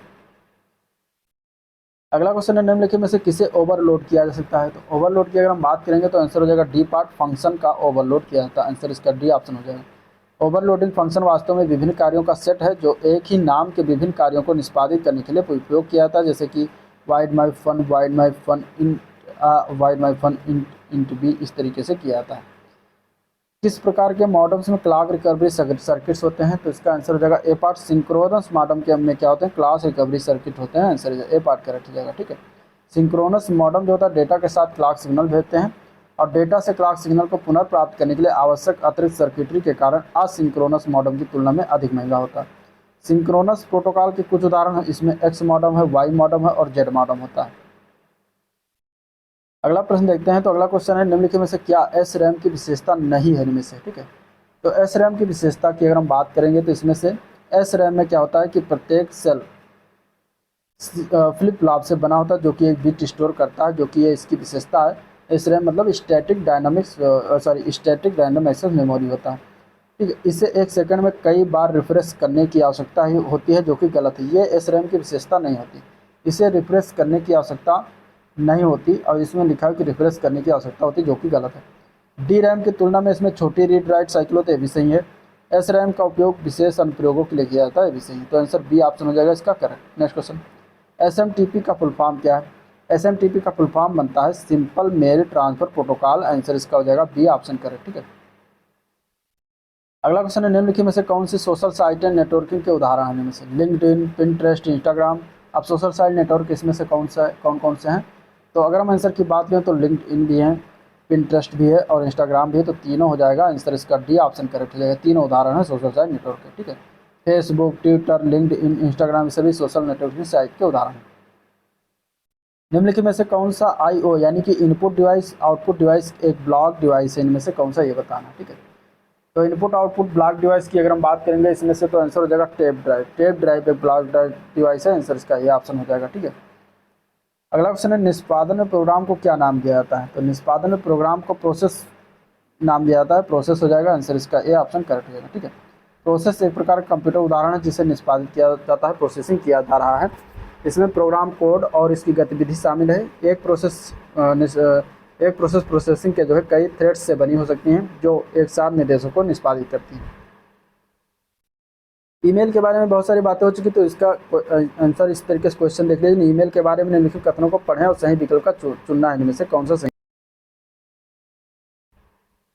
पहला दिया गया कि यूजर नेम और डोमेन नेम @ चिन्ह द्वारा अलग किए जाते हैं। दूसरा है ईमेल एड्रेस केस सेंसिटिव होते हैं। इनमें से बताना दोनों में से कौन सा सही है। तो अगर हम आंसर की बात करेंगे तो इसमें पहला सही है। यूजर नेम और डोमेन नेम क्या है? @ के द्वारा अलग किया जाता है। लेकिन ईमेल एड्रेस केस सेंसिटिव होता है, ये केस सेंसिटिव नहीं होता। ईमेल एड्रेस तो सभी को हम बता सकते हैं वो तरीके से, तो केस सेंसिटिव नहीं होता, कोई पासवर्ड नहीं होता। तो आंसर हो जाएगा बी पार्ट। ए सही है और बी गलत है। ठीक है, तो ए सही है, पहला सही है, बी दूसरा गलत है। तो आंसर इसका बी ऑप्शन करेक्ट हो जाएगा। इसके बारे में ईमेल के बारे में बातें हो चुकी हैं पिछले क्वेश्चन में। नेक्स्ट क्वेश्चन देखते हैं। भारत के पहले स्वदेशी रूप से विकसित ऐप स्टोर की पहचान करें जो विभिन्न डोमेन और सार्वजनिक सेवाओं की श्रेणियों में 965 से अधिक लाइव ऐप होस्ट करता है। तो करेक्ट आंसर हो जाएगा इसका डी पार्ट, मोबाइल सेवा ऐप स्टोर है। आंसर डी ऑप्शन करेक्ट हो जाएगा। ठीक है, डेडलॉक क्या है? तो डेडलॉक के बारे में पिछले क्वेश्चन में बातें हुई थी। तो डेडलॉक की बात करें तो ये वो स्थिति होती है जहां प्रत्येक प्रोसेसर क्या होता है, अवरुद्ध हो जाता है, रुक जाता है और रिसोर्स रिलीज करने के लिए दूसरे की प्रतीक्षा करता है। तो वो डेडलॉक होता है उस समय। तो ए ऑप्शन इसका करेक्ट हो जाएगा। ठीक है, निम्नलिखित में से कौन सी कंपनी वीडियो ऐप टिकटॉक का स्वामित्व रखता है? इनमें से तो टिकटॉक का स्वामित्व रखने वाला कौन सा कंपनी है? तो वो कंपनी का नाम है बाइट डांस है। आंसर सी ऑप्शन इसका करेक्ट हो जाएगा। अगला प्रश्न देखते हैं। एक सामान्य त्रुटि का पता लगाने के लिए कोड सीआरसी का फुल फॉर्म क्या है? तो सीआरसी का फुल फॉर्म होता है साइक्लिक रिडंडेंसी चेक। इसका फुल फॉर्म क्या है? साइक्लिक रिडंडेंसी चेक होता है, जो कि सी पार्ट में दिया गया है। तो आंसर सी ऑप्शन इसका करेक्ट हो जाएगा। निम्नलिखित में से किस भारतीय आईटी कंपनी की पूर्ण स्वामित्व वाली सहायक कंपनी इनमें से? तो वो हो जाएगी इन्फोसिस। ठीक है, इन्फोसिस है, आंसर बी पार्ट हो जाएगा। इन्फोसिस की पूर्ण स्वामित्व वाली कंपनी एड्ज वर्ब सिस्टम नवीन सॉफ्टवेयर उत्पादों का विकास करती है। एड्ज वर्ब का उपयोग वित्तीय सेवा, बीमा, जीव विज्ञान, विनिर्माण और दूरसंचार में करते हैं। टीसीएस की बात करें तो टाटा कंसल्टेंसी सर्विस लिमिटेड है, जो कि एक भारतीय बहुराष्ट्रीय जो है कंपनी सॉफ्टवेयर एवं कंसल्टेंसी कंपनी है। नेक्स्ट क्वेश्चन लेते हैं। तो वाटसन कंप्यूटर निम्नलिखित में से किस कंपनी का प्रोडक्ट है? ठीक है, इनमें से तो वाटसन कंप्यूटर जो है ये जो है IBM कंपनी का प्रोडक्ट है, तो आंसर इसका हो जाएगा बी ऑप्शन करेक्ट। IBM के संस्थापक थॉमस जे वाटसन के नाम पर सुपर कंप्यूटर का नाम रखा गया है। ठीक है, नेता को हमेशा, अभी देखिए इस तरीके से क्वेश्चन लोअर मेंस में पूछा गया था, जो कि आपके बौद्धिक विकास के रूप में एक क्वेश्चन था। तो समझदारी, नेता को हमेशा क्या होना चाहिए? तो नेता को हमेशा, इसमें से आंसर हो जाएगा ए पार्ट, उद्देश्य को ध्यान में रखते हुए नेतृत्व करना चाहिए, तो आंसर इसका ए ऑप्शन करेक्ट हो जाएगा। ठीक है, एक व्यक्ति की ईमानदारी, सम्मान, न्याय और दूसरों की मदद करना, सभी ये चीज़ें क्या होती हैं? तो ये सभी हमारा क्या है? नैतिक मूल्य है, तो आंसर ए पार्ट हो जाएगा। CRT का फुल फॉर्म क्या है? CRT का फुल फॉर्म होता है cathode ray tube, answer D part हो जाएगा। ठीक है, SSD का फुल फॉर्म क्या है? SSD का फुल फॉर्म क्या होता है? सॉलिड स्टेट ड्राइव, आंसर इसका सी ऑप्शन करेक्ट है, सॉलिड स्टेट ड्राइव इसका करेक्ट हो जाएगा, आंसर हो जाएगा। अब इसके बाद फिर एक बौद्धिक विकास से क्वेश्चन है, कौशल क्षमता से, जो कि लोअर मेंस 2021 में जो पेपर हुआ था उसमें पूछा गया था कि आपकी कक्षा में आपके बगल में आपका बैठा एक सबसे अच्छा दोस्त अचानक बीमार पड़ जाता है, उसे तेज बुखार और सांस लेने में दिक्कत की शिकायत है, तो आप क्या करेंगे? तो इस प्रकार का अगर सिचुएशन है तो आप स्कूल के अधिकारियों को सूचित करेंगे ताकि तत्काल उपाय किया जा सके, और आप उसके माता पिता को भी सूचित करेंगे, तो आंसर इसका बी ऑप्शन करेक्ट हो जाएगा। ठीक है, स्पष्ट संदेश भेजने के लिए महत्वपूर्ण क्रिया लिखना, बोलना, पढ़ना, शारीरिक हाव भाव जैसे कौशल क्या कहलाते हैं? तो ये सभी आते हैं संप्रेषण कौशल के अंतर्गत, तो आंसर इसका ए ऑप्शन करेक्ट हो जाएगा। ठीक है, नेक्स्ट क्वेश्चन है कि परीक्षा हॉल में प्रवेश करने से पहले आपके पीछे बैठने वाला आपका मित्र आपको ऐसे बैठने के लिए कहता है कि वो उन उत्तरों की नकल कर सके जो उसे नहीं आते, तो आप क्या करेंगे? तो इस प्रकार की सिचुएशन में आपको करना होगा कि आप अपने दोस्त को विनम्रता से बताएंगे कि आप मदद नहीं कर पाएंगे क्योंकि आपको पकड़े जाने और दंडित होने का डर है, तो आंसर इसका बी ऑप्शन करेक्ट हो जाएगा। अब अगला क्वेश्चन है, किसी संसाधक द्वारा यानी किसी कंप्यूटर द्वारा प्रति सेकंड की जा सकने वाली संक्रियाओं की संख्या का निर्धारण किसके द्वारा किया जाता है? इसे मेगाहर्ट्ज या गीगाहर्ट्ज में व्यक्त किया जाता है, तो ये भी क्वेश्चन हम कर चुके हैं, आंसर इसका हो जाएगा ए पार्ट, क्लॉक स्पीड इसका आंसर हो जाएगा। ठीक है, नेक्स्ट क्वेश्चन, बैंकों में चेकों को संसाधित करने के लिए बैंक निम्नलिखित में से कौन सी निविष्ट तकनीक का प्रयोग करते हैं? तो इसका करेक्ट आंसर क्या हो जाएगा? इसका करेक्ट आंसर की बात करेंगे तो बी पार्ट हो जाएगा, MICR का जो है तकनीक का प्रयोग करते हैं, तो आंसर इसका हो जाएगा बी पार्ट MICR। इसका फुल फॉर्म याद रखिएगा, मैग्नेटिक इन कैरेक्टर रिकॉग्निशन इसका फुल फॉर्म बनता है। नेक्स्ट क्वेश्चन जो है करंट अफेयर से पूछा गया था ये, तो इसको आपको पढ़ने की जरूरत नहीं, करंट अफेयर जरूर देख लीजिएगा। कंप्यूटर शब्दावली में PDF का फुल फॉर्म क्या होता है? तो PDF का फुल फॉर्म होता है पोर्टेबल डॉक्यूमेंट फॉर्मेट, आंसर इसका डी ऑप्शन करेक्ट हो जाएगा। ठीक है, प्रथम मोबाइल ओपन एक्सचेंज जोन का उद्घाटन कहाँ किया गया है? तो ये भी करंट अफेयर से क्वेश्चन था, नोएडा में किया गया था, आंसर इसका डी ऑप्शन करेक्ट हो जाएगा। ठीक है, निम्नलिखित में से किस राज्य में विशेष रूप से, तो 2019 का ये भी करंट अफेयर से क्वेश्चन है, इसको भी छोड़िए। अगला क्वेश्चन है, भारत में किस राज्य में सर्वप्रथम ट्विटर सेवा की योजना प्रारंभ की है? तो उत्तर प्रदेश में किया है, आंसर डी ऑप्शन हो जाएगा। अगला क्वेश्चन इसमें जो है 2018 का करंट अफेयर से ही है, इसको भी आप छोड़ दीजिए, करंट अफेयर लेटेस्ट 2021 वाला 2023 वाला देख लीजिएगा। अगला प्रश्न है, सुरक्षा सेवाओं के जैसे गोपनीयता, डेटा अखंडता, इकाई प्रमाणीकरण, डेटा मूल प्रमाणीकरण प्रदान करने के लिए गणितीय तकनीक का उपयोग को क्या कहा जाता है? तो उसको हम कहते हैं क्रिप्टोग्राफी। क्या कहते हैं? क्रिप्टोग्राफी कहते हैं, आंसर इसका बी ऑप्शन राइट हो जाएगा। ठीक है, विभिन्न सुरक्षा सेवाओं जैसे गोपनीयता है, डेटा अखंडता है, इकाई प्रमाणीकरण है, डेटा मूल प्रमाणीकरण है, ये प्रदान करने के लिए विभिन्न गणितीय तकनीकों का प्रयोग जो है क्रिप्टोग्राफी कहलाता है। Cathode ray tube computer monitor से चुंबकत्व को हटाने के लिए इस्तेमाल की जाने वाली प्रक्रिया को क्या कहते हैं? तो उसको हम कहते हैं डिगॉस करना कहते हैं, आंसर सी ऑप्शन इसका करेक्ट हो जाएगा। ठीक है, वर्ष 2000 में शुरू होने वाली तिथियों के लिए कैलेंडर डेटा के स्वरूपन और संग्रहण से संबंधित कंप्यूटर बग की श्रेणी क्या है? तो करेक्ट आंसर इसका क्या हो जाएगा? करेक्ट आंसर इसका हो जाएगा बी पार्ट Y2K। ठीक है, Y2K है, आंसर बी पार्ट हो जाएगा। ठीक है, अगला क्वेश्चन है, निम्न में से कौन सा डिजिटल लेजर है जिसमें क्रिप्टो करेंसी में किए गए लेन देन कालानुक्रमिक रूप से सार्वजनिक रूप से दर्ज किए जाते हैं? तो सार्वजनिक रूप से दर्ज करने उसको कहते हैं blockchain, answer C option correct है, ब्लॉकचेन। ठीक है, भारत में प्रथम मोबाइल सेवा प्रारंभ किया गया था, कब प्रारंभ किया गया था? तो ये प्रारंभ किया था मोदी टेलेस्ट्रा में। आंसर इसका बी ऑप्शन करेक्ट है, मोदी टेलेस्ट्रा। एक कंपनी है, कंपनी के द्वारा प्रारंभ किया गया था। ठीक है। एक कुकी, कुकी क्या है? तो उपयोगकर्ता की वेब गतिविधियों के बारे में सभी जानकारी संग्रहित करता है। तो आंसर ए पॉइंट करेक्ट हो जाएगा। ठीक है। कुकी आमतौर पर उन सभी वेब एप्लीकेशनों के संचालित करने में मददगार होती है जो इंटरनेट पर हमारी प्राथमिकता, रुचि आदि पर निगाह रखते हैं। यानी कुकीज़ की मदद से हम वेबसाइट संचालक यह जान सकता है कि उनकी वेबसाइट पर कौन क्या देखता है, कितनी देर रहता है आदि। एक कुकी उपयोगकर्ता की वेब गतिविधियों के बारे में सभी जानकारी जो है संग्रहित करता है। नेक्स्ट क्वेश्चन है, निम्न में से क्या कंप्यूटर प्रणाली से संबंधित नहीं है? इनमें से तो करेक्ट आंसर इसका हो जाएगा ईपीएफ जो होता है कंप्यूटर प्रणाली से संबंधित नहीं होता। बाकी पीपीपी जो कि पावर पॉइंट प्रेजेंटेशन होता है, ठीक है, इसका full form PFTP file transfer protocol होता है। यूआरएल यूनिफॉर्म रिसोर्स लोकेटर होता है जो कि एक कंप्यूटर प्रणाली से संबंधित होता है। लेकिन ईपीएफ जो होता है वो कंप्यूटर प्रणाली से संबंधित नहीं है। ठीक है। नेक्स्ट क्वेश्चन है, आईएसडीएन का दूरसंचार प्रौद्योगिकी है जहाँ, आईएसडीएन एक दूरसंचार प्रौद्योगिकी है जहाँ पर क्या हो? तो जहाँ पर ध्वनि और वीडियो डाटा साथ साथ संचालित होते हैं। तो आंसर इसका ये ऑप्शन करेक्ट हो जाएगा। ठीक है। इसे हम इंटीग्रेटेड सर्विस डिजिटल नेटवर्क कहते हैं। ये डिजिटल टेलीफोन सेवा प्रदान करने का एक अंतर्राष्ट्रीय मानक है। लास्ट क्वेश्चन इस वीडियो का कि अग्नि दुर्घटना में क्या अधिक तपिश पैदा करता है? तो अग्नि दुर्घटना में अगर देखेंगे तो पॉलीमर जो है अधिक तपिश पैदा करता है। आंसर बी ऑप्शन हो जाएगा। आधुनिक सामग्री पॉलीमर, लकड़ी, पत्थर, ईंट आदि से अधिक जो है तपिश पैदा करती है। अग्निशमनकर्ता जो होता है वो अग्नि विरोधी कपड़े जैसे नोमेक्स और पॉलीबेंजामिड जो फाइबर के जो और हेलमेट का प्रयोग सुरक्षा के लिए करते हैं। ठीक है। तो ये था ओवरऑल क्वेश्चन जिसको हम लोगों ने देखा। अगर वीडियो पसंद आया तो लाइक करिए, चैनल को अभी तक सब्सक्राइब नहीं किया तो सब्सक्राइब करना मत भूलिएगा, साथ ही साथ अपने दोस्तों में शेयर भी कर दीजिएगा। ठीक है। इसमें पूरा हमने कंप्यूटर का डिस्कस किया है, तो आई थिंक आपके लिए जो है बहुत हेल्पफुल रहा होगा। चलिए वीडियो को एंड करते हैं, मिलते हैं नेक्स्ट वीडियो में, तब तक के लिए थैंक यू।